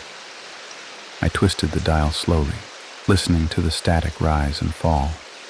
Somewhere around 7.2 megahertz, I caught something. A voice, faint but distinct. Male, professional tone, reading something. I leaned in closer, trying to make out the words. "Vehicle accident on Route 6 near milepost 18. Single vehicle, moderate damage. Emergency services responding." Clear as day. Then it faded back into static. I sat up straight. Route 6. The trucker had just mentioned Route 6. I grabbed my phone, pulled up the local news site. Nothing. No accidents reported. Maybe it just happened, hadn't been posted yet. I looked at the radio, frowning. Then I noticed something. The power cord, still coiled up in my backpack, still unplugged. I picked up the cord, held it in my hand. Definitely not connected. The radio sat on the counter, silent now except for the faint hiss of static. No batteries. I'd checked when I first got it. Vacuum tubes don't run on nothing, but I'd heard it, clear and specific. An accident on Route 6. I figured maybe it had batteries I didn't know about. Some old radios had weird power setups. I'd have to open it up later, check the insides properly. The rain drummed steadily on the awning, filling the empty station with white noise. 3.5 hours until my shift ended. I left the radio on the counter, unplugged, and went back to scrolling my phone. Told myself I'd imagined it. Just tired, just bored, just the weird acoustics of an empty gas station at 2 a.m. in a rainstorm. But I kept glancing at the radio, and I kept refreshing the local news page on my phone, waiting to see if anything popped up about Route 6. At 2:47 a.m., the headline appeared, "Single vehicle accident on Route 6, driver transported to Memorial Hospital." I stared at my phone screen, then at the radio. then back at my phone. The accident happened at 2:35 a.m., according to the article. I'd heard the broadcast at 2:08 a.m. 27 minutes before it happened. The radio sat there on the counter, silent and unplugged, rain tapping against the windows behind it like fingers trying to get my attention. I didn't touch the radio for the rest of my shift, just left it sitting there on the counter while I restocked cigarettes and cleaned the coffee station and pretended everything was normal. But I kept looking at it, and I kept checking my phone. The accident article had more details by 4 a.m. Single vehicle hydroplaned on wet road. Driver suffered minor injuries, transported as precaution. Nothing major. But the timing, I couldn't shake it. 27 minutes. The broadcast came 27 minutes before the accident. By the time my shift ended at 6, I'd convinced myself it was coincidence. Had to be. Maybe the accident happened earlier and wasn't reported right away. Maybe I'd heard a trucker on CB radio talking about it. Maybe the timestamp on the news article was wrong. I drove home through the tail end of the storm, windshield wipers working overtime. The radio sat in my passenger seat, wrapped in my jacket. I kept glancing at it at red lights. My parents were already up when I got home. Dad making coffee, Mom packing Emma's lunch. They both looked at me when I came through the door, that concerned parent look I'd gotten used to. "How was work?" Mom asked. "Dead. 4 customers all night." I headed for the basement stairs. "I'm gonna crash." "Tyler, you want breakfast first?" Dad called after me. "I'm good." Down in the basement, I set the radio on my workbench next to all my other projects. A cassette deck I was refurbishing, a 1960s television with a busted picture tube, some vintage walkie-talkies. My little collection of obsolete technology that actually worked better than half the cheap modern stuff. I should have gone to bed. I'd been up for almost 24 hours. But instead, I opened up the back panel of the radio and started examining the guts. No batteries. I'd been right about that. Just the vacuum tubes, capacitors, wiring, all normal components for a 1952 shortwave. Nothing that could power it without being plugged in. No hidden battery compartment, no weird modifications. I sat back, rubbing my eyes. This made no sense. My phone buzzed. Text from Jamie, one of the few friends from high school who still talk to me. "You working tonight?" "Yeah, 10-6. Want to grab food after?" "Denny's?" "Maybe. I'll let you know." I lay down on my bed, staring at the ceiling. Rain had stopped, leaving everything quiet except for the occasional drip from the gutters. I could hear Emma upstairs getting ready for school, music playing from her room. Sleep didn't come. I kept thinking about that voice, clear and professional, like a news broadcaster, reporting an accident that hadn't happened yet. Finally, around noon, I gave up on sleeping. Went upstairs, made a massive pot of coffee, and started searching online. Unplugged radio receiving signals, shortwave anomalies, radio precognition. Most of it was conspiracy theory garbage or amateur ghost hunters. But I found some old ham radio forums discussing weird phenomena. Atmospheric conditions, ionospheric anomalies, signals bouncing off layers of charged particles. Some guy claimed he once picked up a broadcast from 1956 during a solar storm. None of it explained prediction, though. Just weird signal stuff. Around 3 in the afternoon, my phone rang. Number I didn't recognize. "Hello? Tyler? This is Margaret from the estate sale last Sunday. You bought that old radio." I sat up straighter. "Yeah, the Hallicrafters. Why?" "I'm calling everyone who bought Frank's things. My brother. That was his radio collection. He passed 3 weeks ago." Her voice wavered. "I found some of his notebooks. He wrote about that particular radio, said it was special. I thought you should know." My heart started beating faster. "Special how?" "He wrote that it picked up things it shouldn't. During storms, he kept logs." She paused. "Look, I know this sounds crazy, but if you've noticed anything strange, I wanted you to know you're not losing your mind. Frank wasn't either." "What kind of things did he pick up?" things that hadn't happened yet. She said it quickly, like ripping off a Band-Aid. Frank tried to tell people. They thought he was having episodes. He died of a heart attack, but honestly, I think the stress of knowing, of trying to help and not being able to, it wore him down. I didn't know what to say. If you want the notebooks, they're yours, Margaret continued. I don't want them in my house. The whole thing gives me the creeps. Yeah, I heard myself say. Yeah, I'll take them. She gave me her address, said I could pick them up any time. I hung up and just sat there on my parents' couch, coffee getting cold in my hand. The radio worked. It actually worked. Some guy named Frank had been listening to the future during rainstorms, and now I had his radio. That night, storm clouds rolled back in around 9. I got to work early, set up at the counter with the radio, a notebook, and a pen. If this thing was going to broadcast again, I was going to document it. Write down every detail. The first customer of my shift was Mrs. Henderson, local regular who always bought scratch tickets and Diet Pepsi. She eyed the radio on my counter. Little old for you, isn't it? She said. Hobby. I fix them up. My father had one like that, used to listen to broadcasts from all over the world. She shook her head, smiling. Simpler times. After she left, the station was dead. Rain started around 11, light at first, then heavy. I turned the radio on, even though it wasn't plugged in, and slowly adjusted the dial. Static. Just static. I waited. 11:30, midnight. Nothing. Maybe it only worked at the gas station. Maybe it needed specific atmospheric conditions.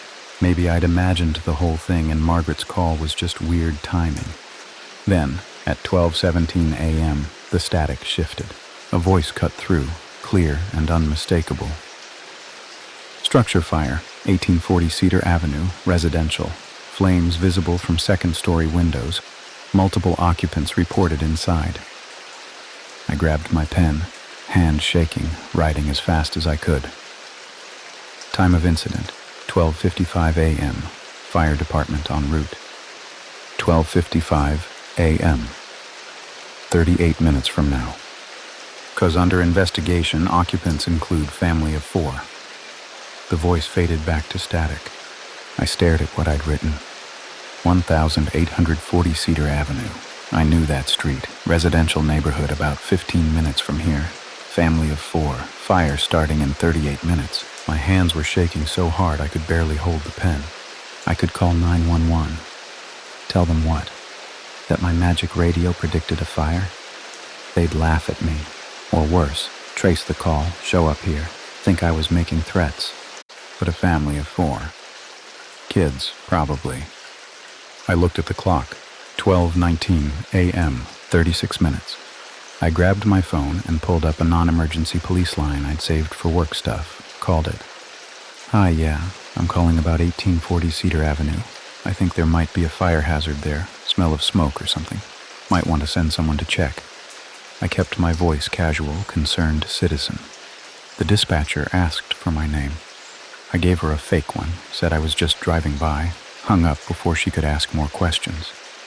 It was the best I could do without sounding insane. I sat there at the counter, watching the clock. Rain poured down outside, steady and relentless. Thunder rumbled somewhere in the distance. 12:55 a.m. came and went. No sirens, no commotion. Maybe I'd stopped it. Maybe the police check prevented whatever would have started the fire. Or maybe the whole thing was bullshit and I'd just made a crank call over a broken radio and sleep deprivation.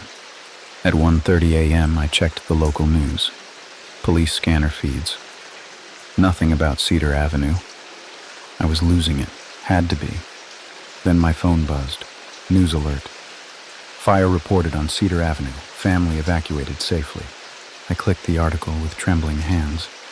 At approximately 1:15 a.m., firefighters responded to a call at 1840 Cedar Avenue following a police welfare check that discovered smoke coming from the residence. A family of 4 was evacuated without injury.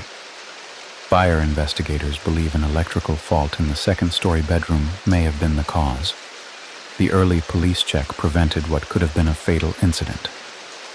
I read it 3 times. The fire happened, just like the radio said. But 45 minutes late, because the police showed up early and found it before it got bad. I'd changed it. Not completely, the fire still happened, but I'd changed when it was discovered. Saved that family. The radio sat on the counter, silent now, unplugged. Impossible. Outside, rain drummed steadily on, and I realized with creeping certainty that this was my life now. This was what I'd inherited with that $15 estate sale radio. The question was, what the hell was I supposed to do about it? I picked up Frank's notebooks the next afternoon. Margaret lived in a nicer part of town, one of those craftsman houses with a well-maintained garden.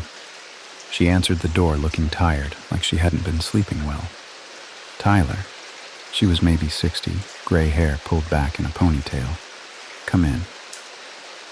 The notebooks were in a cardboard box in her living room, 5 of them, spiral-bound, dated going back 3 years. Frank's handwriting was neat, precise, engineer's handwriting.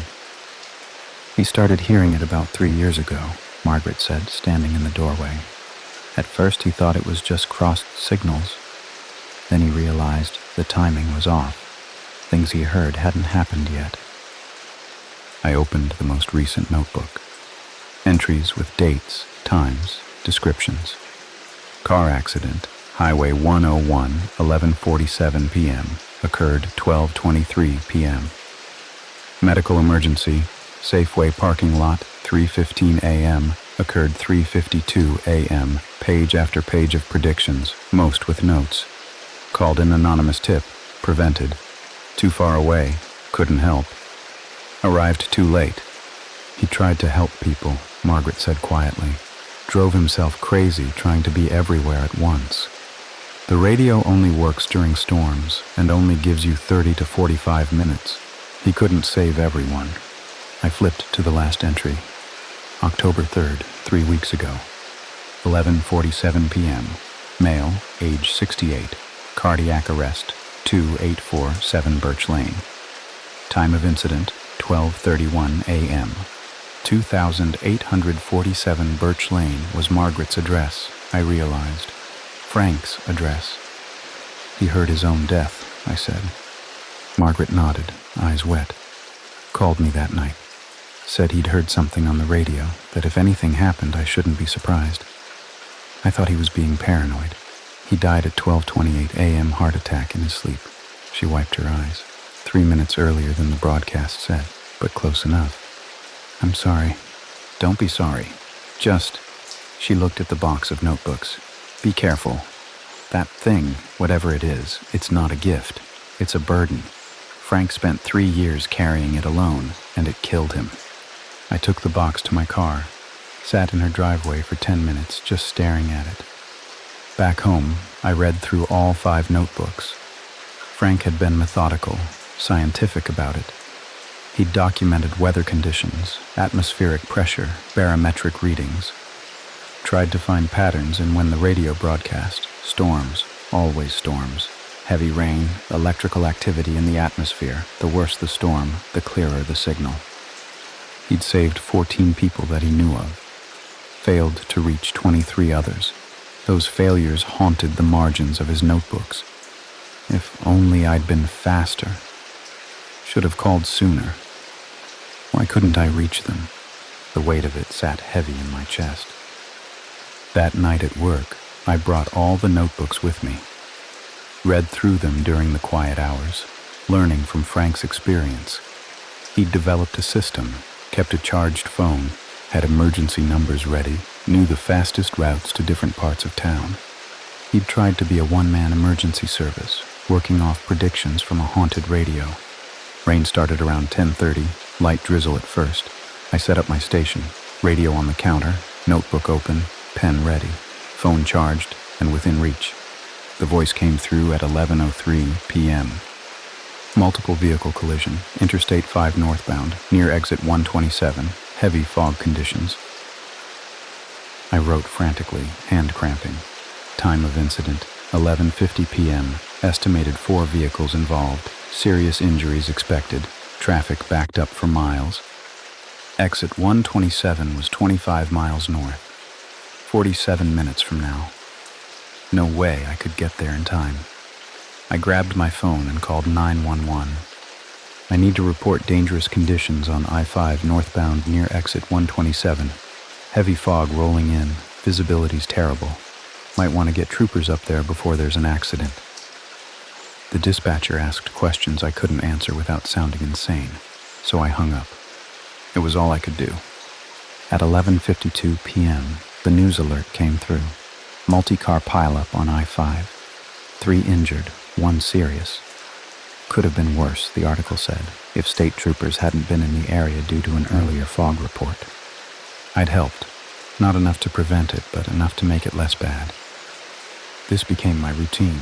Work 5 nights a week, listen to the radio during storms, call in anonymous tips when I could reach someone in time. Over the next 2 weeks, I heard 7 broadcasts, managed to help in 4 cases. 3 were too far away or happened too fast. I started sleeping worse.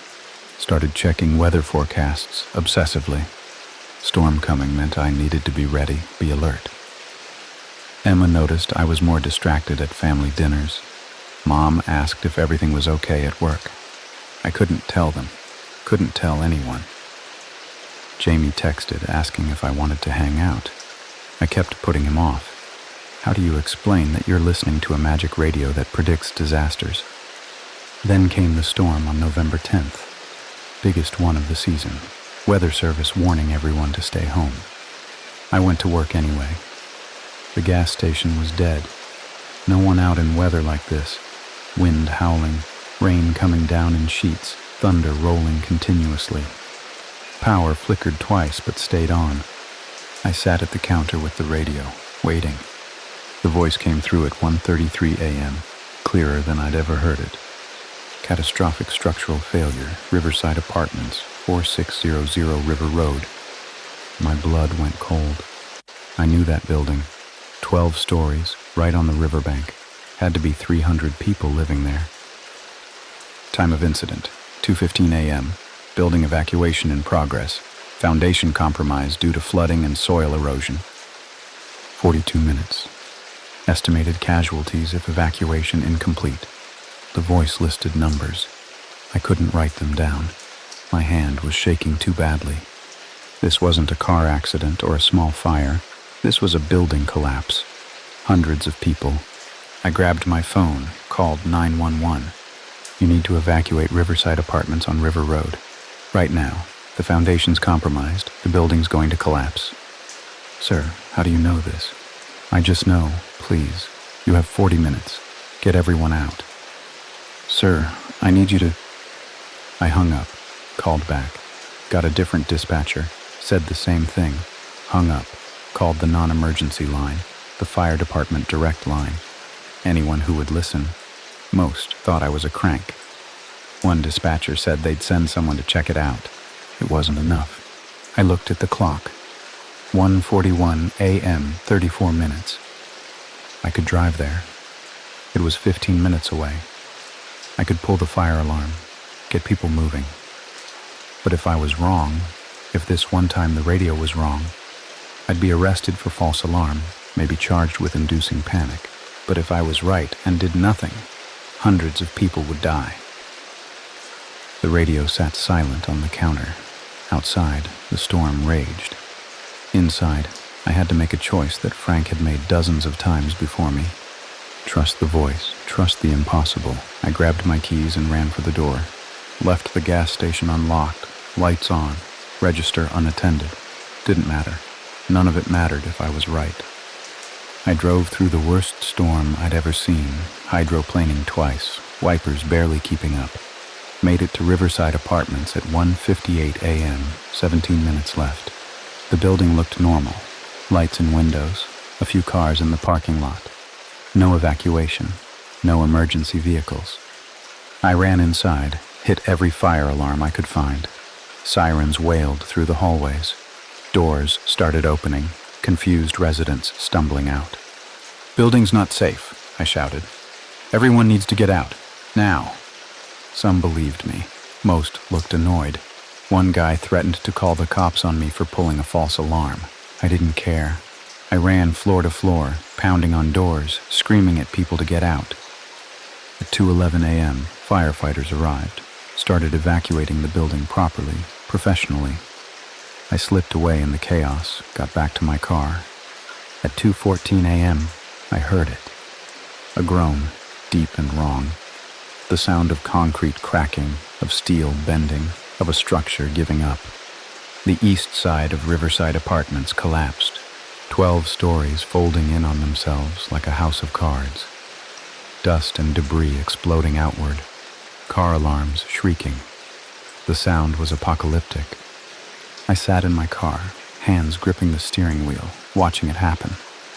They got most people out, not everyone. The news would later report 7 dead, residents who refused to evacuate, who thought it was a false alarm, who didn't move fast enough. 7 dead instead of 300.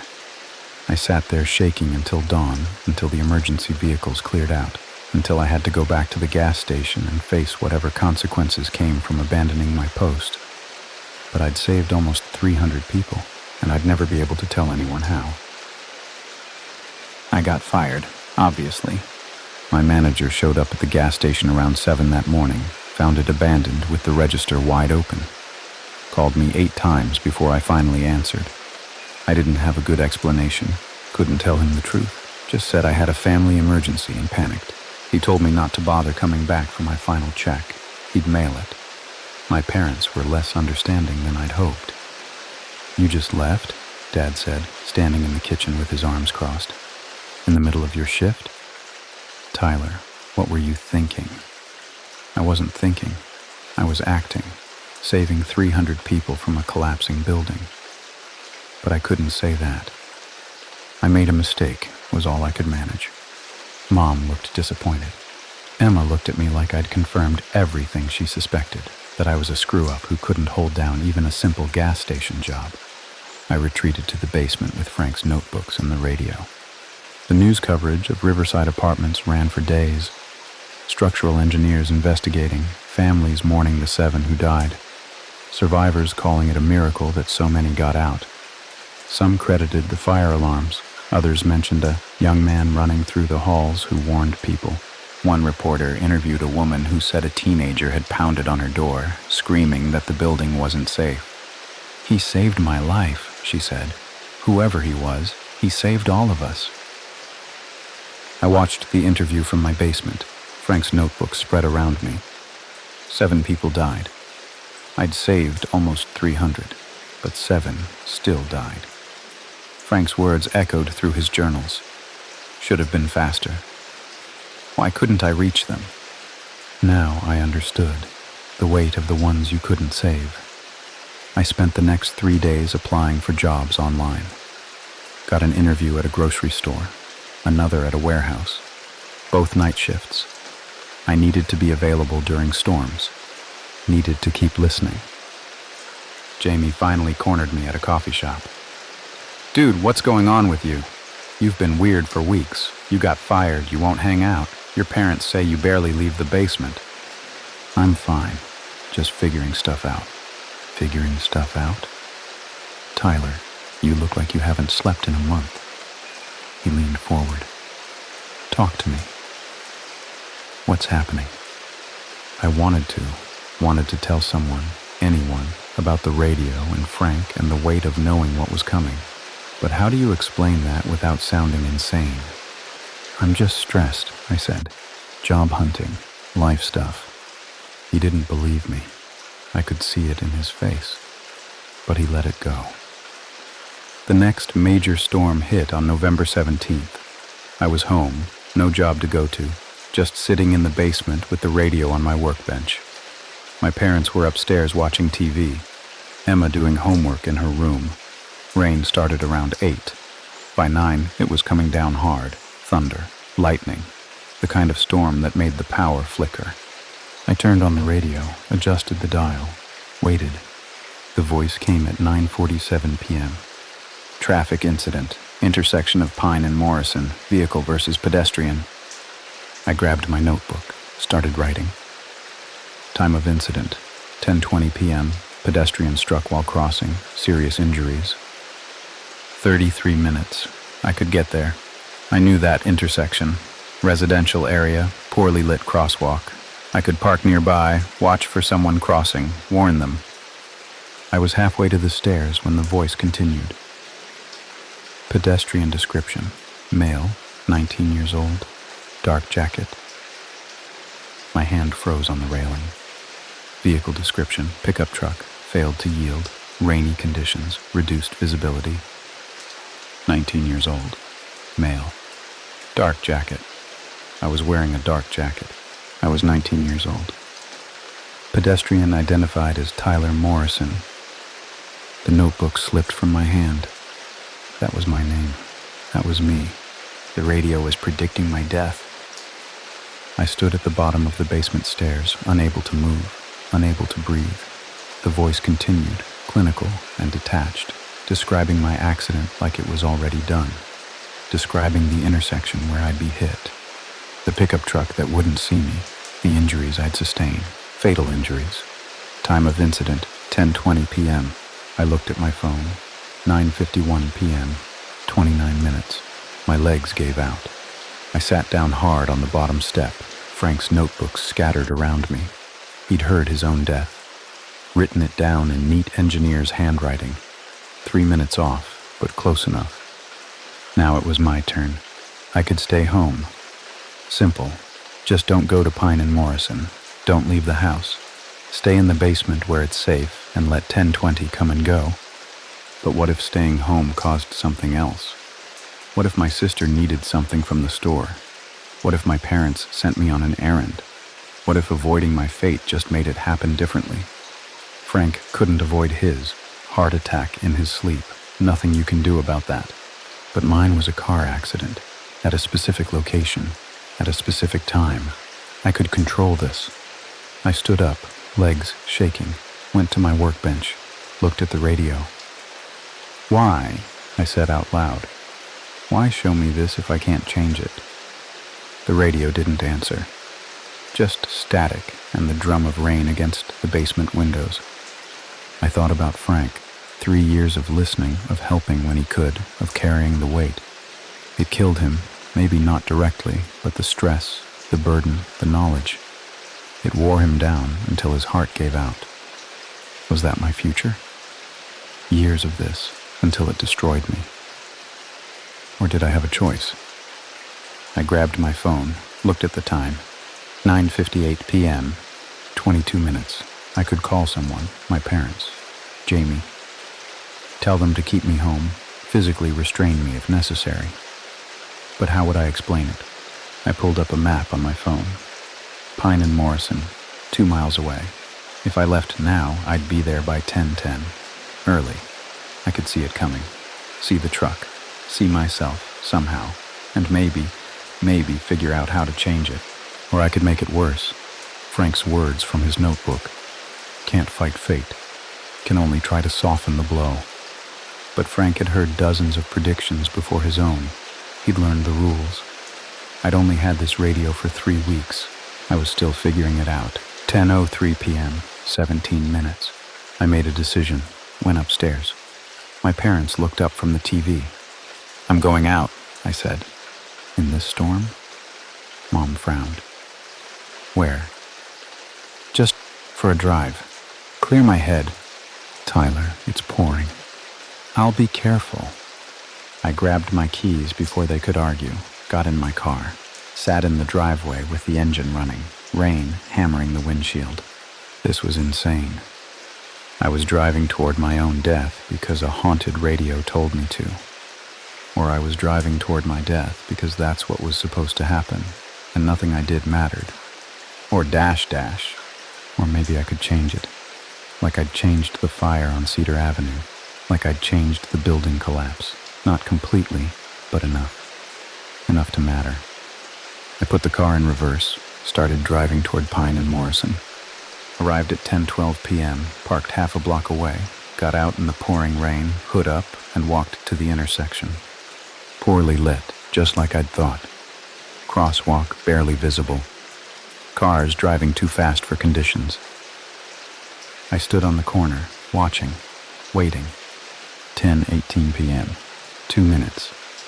A pickup truck approached from the east, moving fast, too fast. Headlights cutting through the rain. I stepped back from the curb. That's when I saw him. Another person, crossing the street, dark jacket, hood up, young, maybe my age, walking right into the path of the truck that wasn't slowing down. Not me, someone else.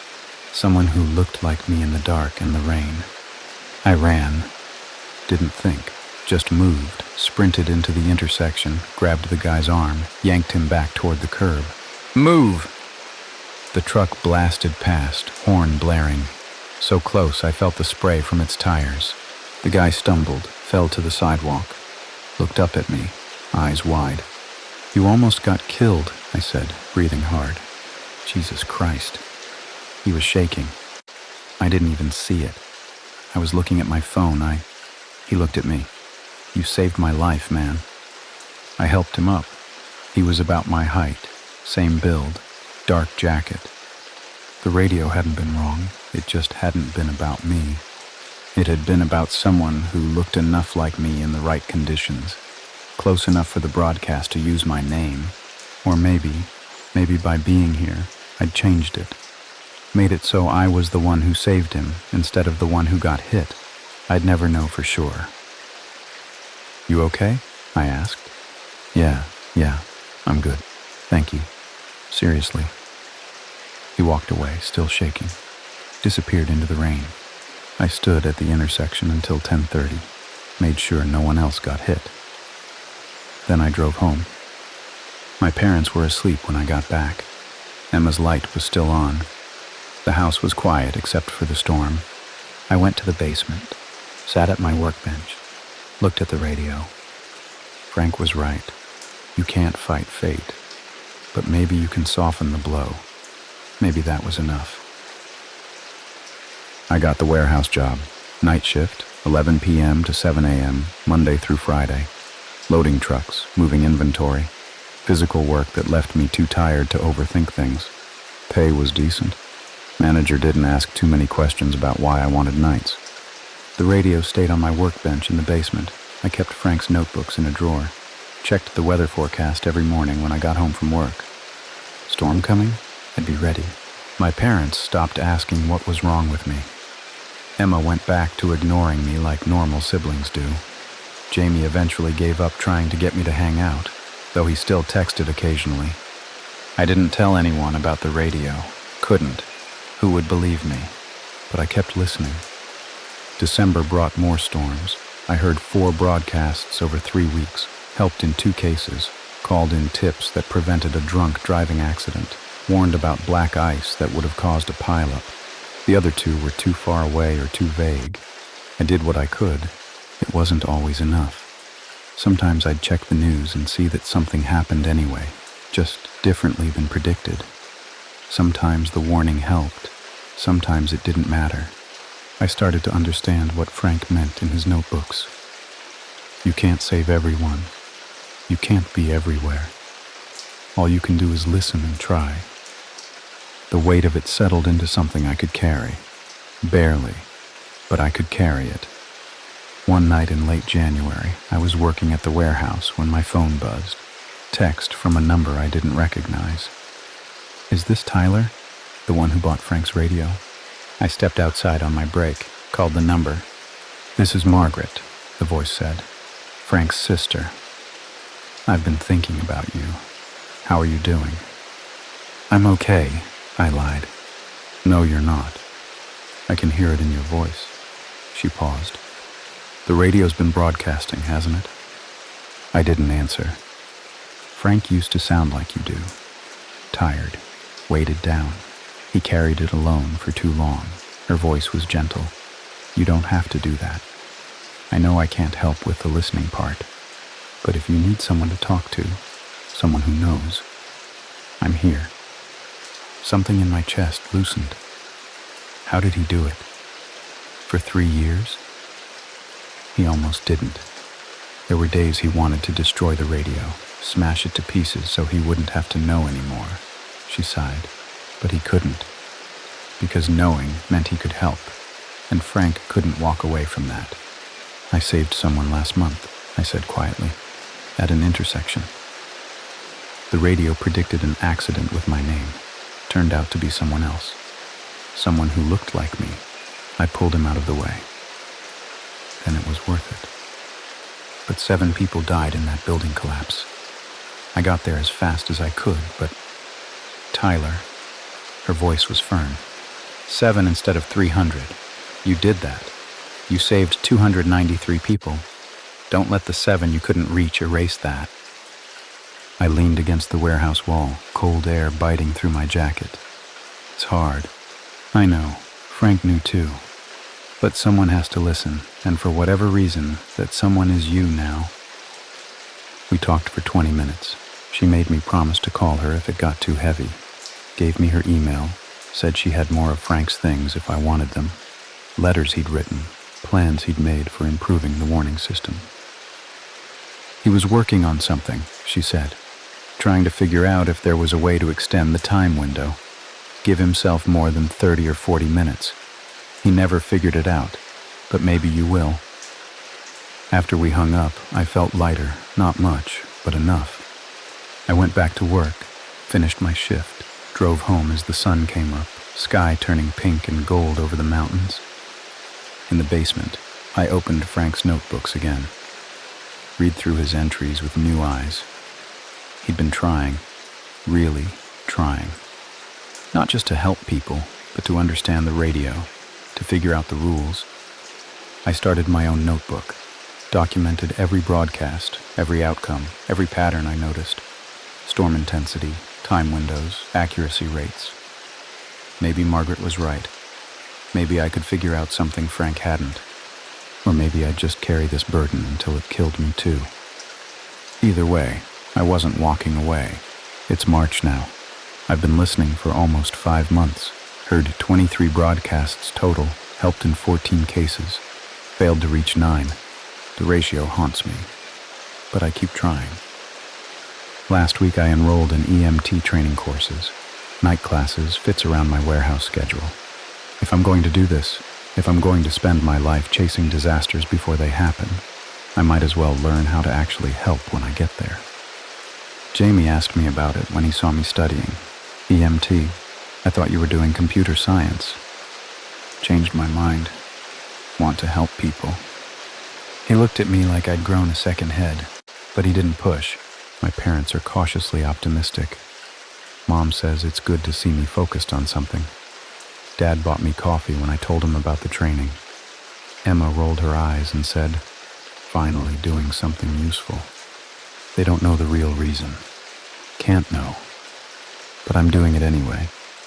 Tonight the forecast calls for storms. Heavy rain, possible flooding, wind gusts up to 50 miles per hour. I've got my shift at the warehouse, but I brought the radio with me. Supervisor doesn't care what I keep at my station as long as the work gets done. The radio sits on the metal shelf next to my water bottle and Frank's notebooks. Unplugged, impossible, waiting. When the rain starts, I'll tune it in. Adjust the dial through the static. Listen for that voice cutting through the noise, telling me about things that haven't happened yet. And if it comes, when it comes, I'll do what Frank did, what someone has to do. I'll write down every detail, calculate the time window, make the calls, drive too fast through dangerous weather, pull fire alarms, warn strangers, save who I can. It's not a gift. Margaret was right about that. It's a burden, but it's mine now. And somewhere out there, in the static between what is and what will be, people are depending on me to listen. They don't know it. They'll never know my name or understand how they were saved. But that's okay. Frank understood. I understand now too. Some people are meant to stand watch in the static, to hear the voices beneath the noise, to carry the weight of knowing what's coming and trying, always trying, to change it. Tonight it's raining.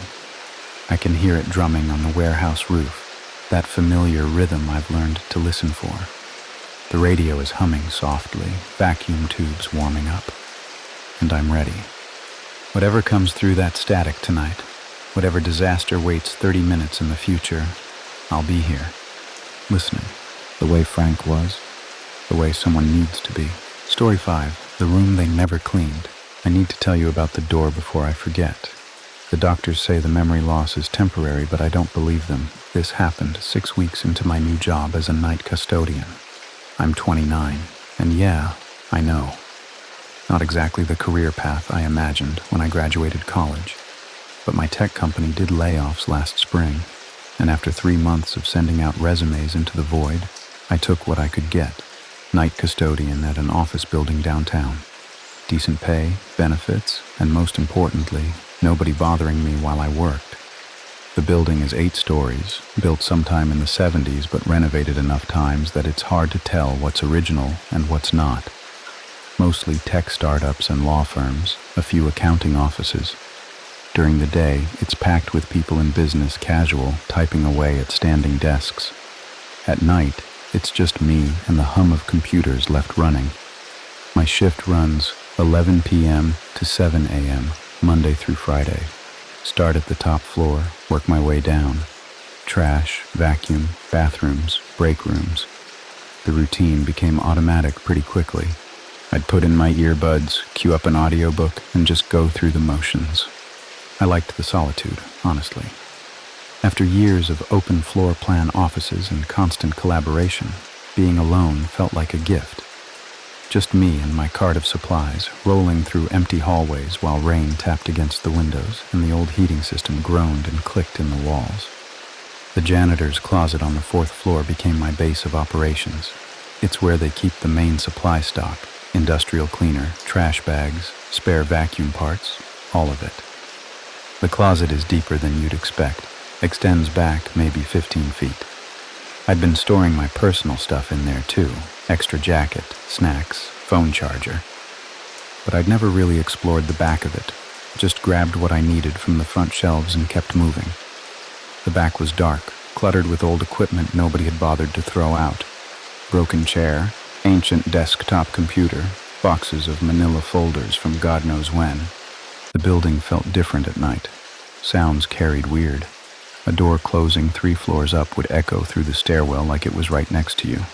Shadows stretched longer under the emergency exit lights. Sometimes I'd catch movement in my peripheral vision, but it was always just my own reflection in a dark window or a coat hanging on a cubicle wall. Normal stuff. Old building stuff. That changed the night I knocked over a mop bucket and it rolled all the way to the back wall, except there was another door back there I'd never noticed. At first, I thought it was just a maintenance access panel. I pushed aside a stack of boxes to get a better look. It was a real door, wooden, old, painted that institutional beige that hasn't been used since the 80s. Nothing like the modern hollow core doors everywhere else in the building. No handle, just a keyhole that had been painted over multiple times. The paint was thick, cracked in places like old pottery glaze. I ran my hand along the edge of the door, felt the seam where it met the frame. Solid. Real. Definitely not a maintenance panel. The next day, well, technically later that same day since my shift ends at 7 a.m., I went to the facility manager's office and asked to see the building blueprints. Told him I was trying to figure out the best routes for my cleaning schedule, wanted to understand the layout better. He pulled up the digital files on his computer, let me scroll through the floor plans. I found the 4th floor, zoomed in on the janitor's closet. No door, just a rectangular space that ended at a wall. I stared at that blueprint for a solid minute. Maybe I'd been mistaken about the location, but no, I knew exactly where that closet was. I'd been in and out of it dozens of times. "Find what you need?" the manager asked. "Yeah, thanks," I said, and left before he could ask questions. That night, I went straight to the closet. The door was still there, exactly where I'd found it. I took a picture with my phone, made sure I wasn't imagining things. Spent most of my shift thinking about it. Probably just old construction, right? Buildings get renovated, rooms get sealed off, blueprints don't always get updated. Nothing weird about that. Except when I went back to grab more trash bags around 3 a.m., the door looked different. The paint around the edges was cracked more than before. Fresh cracks, like something had pushed against it from the other side. I touched the door again, and this time I felt cold air coming from the gap at the bottom. Not just cold in a way that made my fingers ache immediately, like touching a freezer that's been set too low. I knelt down, put my hand near the gap. The air moving through it carried a smell. Musty, organic, like vegetables left too long in a crisper drawer. But underneath that, something chemical, sharp, made my eyes water. Stood up quickly, backed away. Told myself it was probably mold, probably a plumbing issue, probably something completely mundane that maintenance should handle. I should have told someone. Should have sent an email to the facility manager. Hey, found a weird sealed room that might have mold. Can someone check it out? But I didn't, because it felt stupid. There's a mysterious door that's opening by itself. Sounds like something from a bad horror movie. Not something a 29-year-old woman with a college degree should be worried about. The next night, Wednesday, I brought a flashlight. The heavy-duty kind we keep in the supply closet for checking dark corners and behind machinery. The door was open, not much, maybe an inch, but it had definitely moved. I shone the flashlight through the gap, saw only darkness, deeper than the gap should allow. The light seemed to get swallowed, like it was hitting something that absorbed it instead of reflecting it. Heard something too. Water dripping maybe, or breathing. Something rhythmic, wet-sounding, coming from inside. My hands started shaking. Put the flashlight down, pulled out my phone, took another picture. Compared it to yesterday's photo. Definitely open wider than before. Thursday night, 2 inches open. I measured it with a tape measure. Wrote down the exact distance in my phone notes. 2.1 inches. The smell was stronger. That rot and chemical combination made me gag when I got too close. I started having dreams about the door. Standing in front of it, watching it swing open slowly, seeing something move in the darkness beyond. Always woke up before I saw what it was. Friday night, I checked the door first thing after clocking in. Didn't even start my normal routine. Went straight to the 4th floor, straight to the janitor's closet. 3 inches open, and now I could see inside. The flashlight beam penetrated further. There was a room back there, small, maybe 10 by 10 feet. Old tile floor, the kind with tiny hexagonal pieces that haven't been made in decades. Water stains on the walls, dark spots that could be mold or could be something worse. In the corner, a shape. Looked like furniture at first, maybe a cabinet or a desk. But the proportions were wrong, too tall, too narrow. My heart was pounding. Every instinct screamed at me to close the door, to seal it shut somehow, to forget I'd ever found it. But I needed to know what was in there. Saturday, I picked up an overtime shift. They'd been asking for volunteers, and I figured the extra money wouldn't hurt. Plus, if I'm being honest, I wanted to see if the door would open more. It did. 4 inches. Wide enough to get my whole hand through if I wanted to, which I absolutely did not want to. But I could see more of the room now. See the shape in the corner more clearly. It was an examination table. Medical, maybe, or dental. But the shape was wrong for either. Too many articulation points, too many places where restraints hung from the sides. Leather straps with rusted buckles hanging loose like dead limbs. The walls weren't just water-stained. They were covered in something dark, something that had dried in long streaks. Could be mold, could be old blood. My brain didn't want to make that determination. And there was a drain in the floor, right in the center of the room, grated, clogged with something I couldn't identify and didn't want to. Metal cabinet in the far corner, door hanging open. Inside I could see jars, dozens of them, glass, filled with cloudy liquid that might have been clear once. Things floating in those jars. Things that had shapes I almost recognized but couldn't quite focus on. I stood there for a long time, just staring into that room. Probably 5 minutes, maybe longer. Long enough that my legs started to ache. That's when my phone buzzed. Security system alert. Motion detected on 4th floor.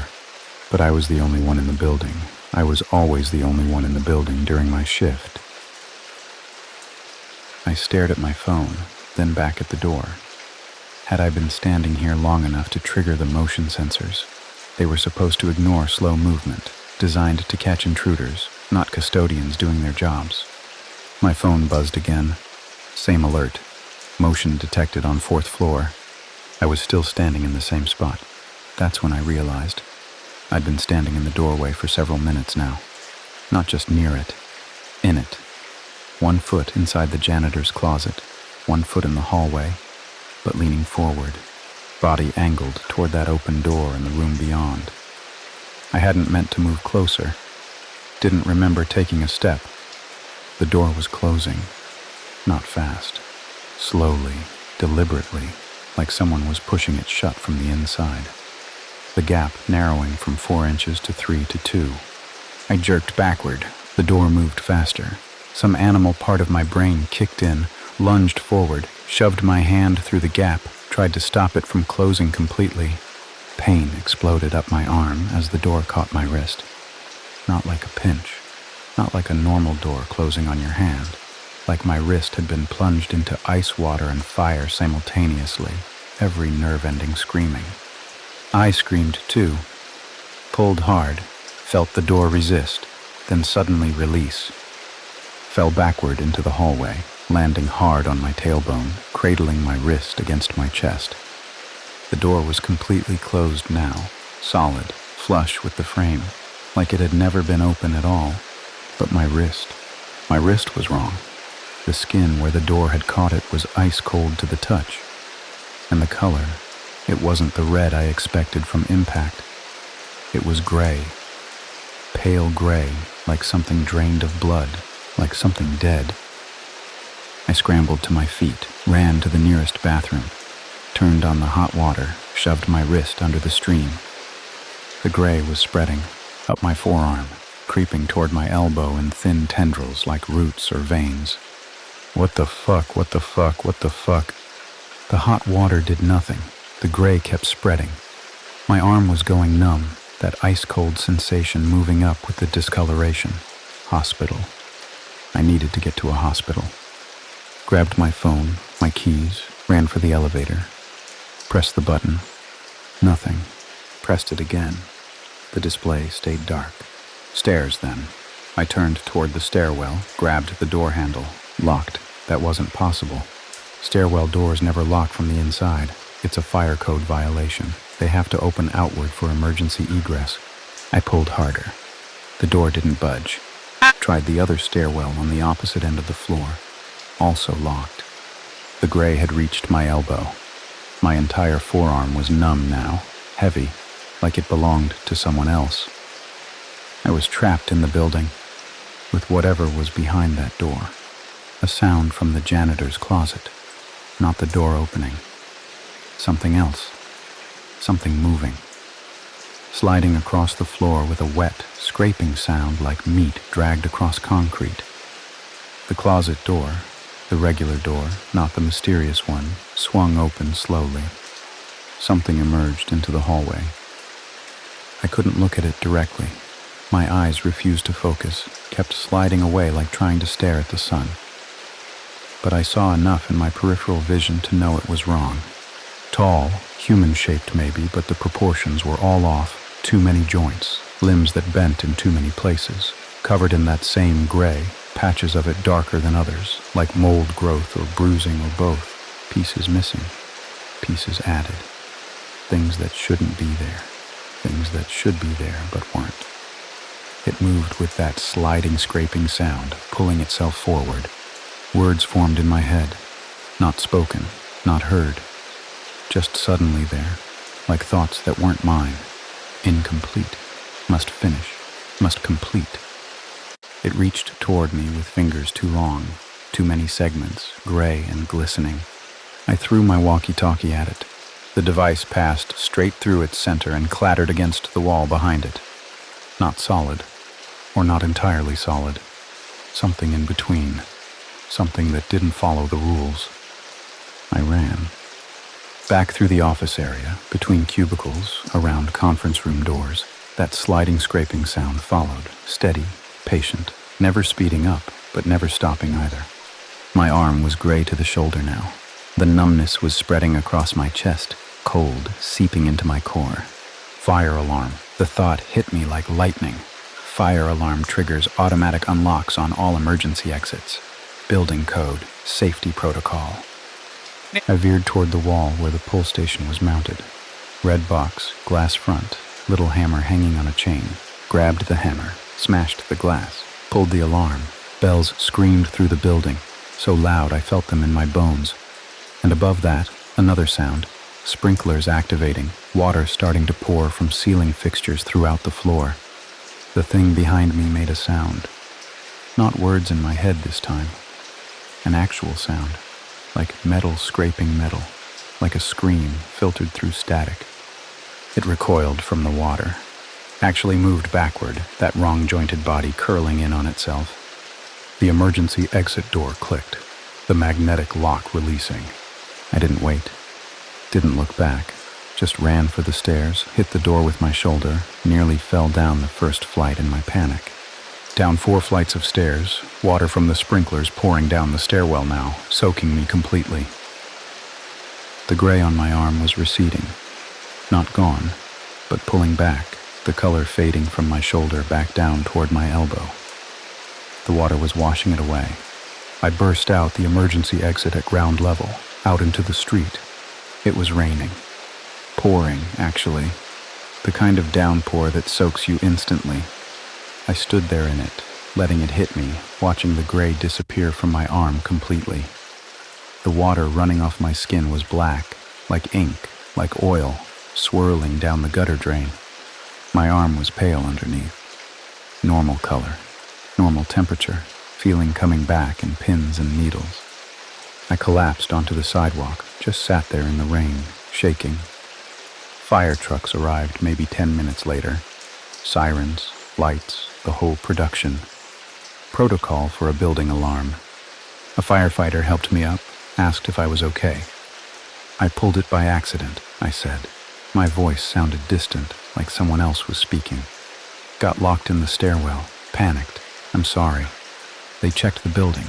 Protocol required it. Walked through every floor looking for fire, smoke, anything wrong. Found nothing. No fire, no smoke. Just sprinkler water and a scared custodian. Later, I watched from across the street as they checked the 4th floor, saw them go into the janitor's closet. Just a closet, that's what they said, just cleaning supplies and some old junk in the back, no door, just a wall. I quit the next day. Called my supervisor at 8 a.m., told him I had a family emergency, had to move out of state immediately. Couldn't give 2 weeks' notice. He was annoyed, but didn't push. Night custodians quit all the time, apparently. High turnover position. I spent the next week in my apartment, barely sleeping. Every time I closed my eyes, I saw that room. Saw that thing pulling itself toward me. Felt the cold spreading through my arm. When I did sleep, the nightmares were worse. Standing in front of the door, watching it open, unable to move as something emerged. My arm looked normal. No gray, no discoloration, no sign that anything had happened. But it was cold. Not painfully cold, just cooler than my other arm. Like the temperature was set a few degrees lower. 2 weeks after I quit, I started digging into the building's history, public records, old newspaper archives, whatever I could find online. Found an article from 1978, small piece in the local paper, buried on page 6. Cosmetic surgery clinic shuttered after patient complaints. The clinic had operated on the 4th floor of the building, run by a Dr. Richard Voss, specialized in experimental procedures, revolutionary techniques in reconstructive surgery, according to his advertisements, but patients started reporting complications, procedures that went wrong, results that were described as disturbing and unnatural. 3 patients disappeared entirely. Came in for consultations, never came out. Families reported them missing. Police investigated. Found nothing. No bodies, no evidence of foul play. Dr. Voss claimed they'd simply left through a different exit, that he had no knowledge of their whereabouts. The investigation stalled. The clinic shut down. Dr. Voss disappeared. Police assumed he'd fled the country to avoid prosecution. But there was one more detail buried at the end of the article. During the building renovation that converted the clinic space into offices, construction crews found a sealed room. The article said it was too contaminated to safely remove, and was instead permanently sealed and incorporated into the building structure. No details on what made it contaminated. No explanation of what was inside. I showed the article to my friend Marcus over coffee. He skimmed it, shrugged. Urban legend stuff, he said. Every old building has stories like this. Doesn't mean there's actually a ghost or whatever you think you saw. I didn't say ghost. Then what did you see? I didn't have an answer for that. Still don't. I looked up other people who'd worked as night custodians in that building, found 3 on LinkedIn. 2 of them didn't list the job on their resumes at all. Just a gap in their employment history during the period they'd worked there. The third person's profile hadn't been updated since 2019. Their status still showed them as working at the building, but when I tried to message them, the account appeared to be abandoned. I don't know what Dr. Voss was trying to create in that room. Don't know if those things in the jars were parts of the missing patients, pieces he'd removed and preserved. Don't know if what came out of that room was Dr. Voss himself. Maybe he'd tested his procedures on himself. Maybe they'd gone as wrong as they could possibly go. Or maybe it was something else entirely. Something he'd made. Something he'd been trying to complete. But I know it wasn't finished. It said so. Incomplete. Must finish. Must complete. And I'm grateful, so grateful, that the rain washed away whatever it had started to do to me.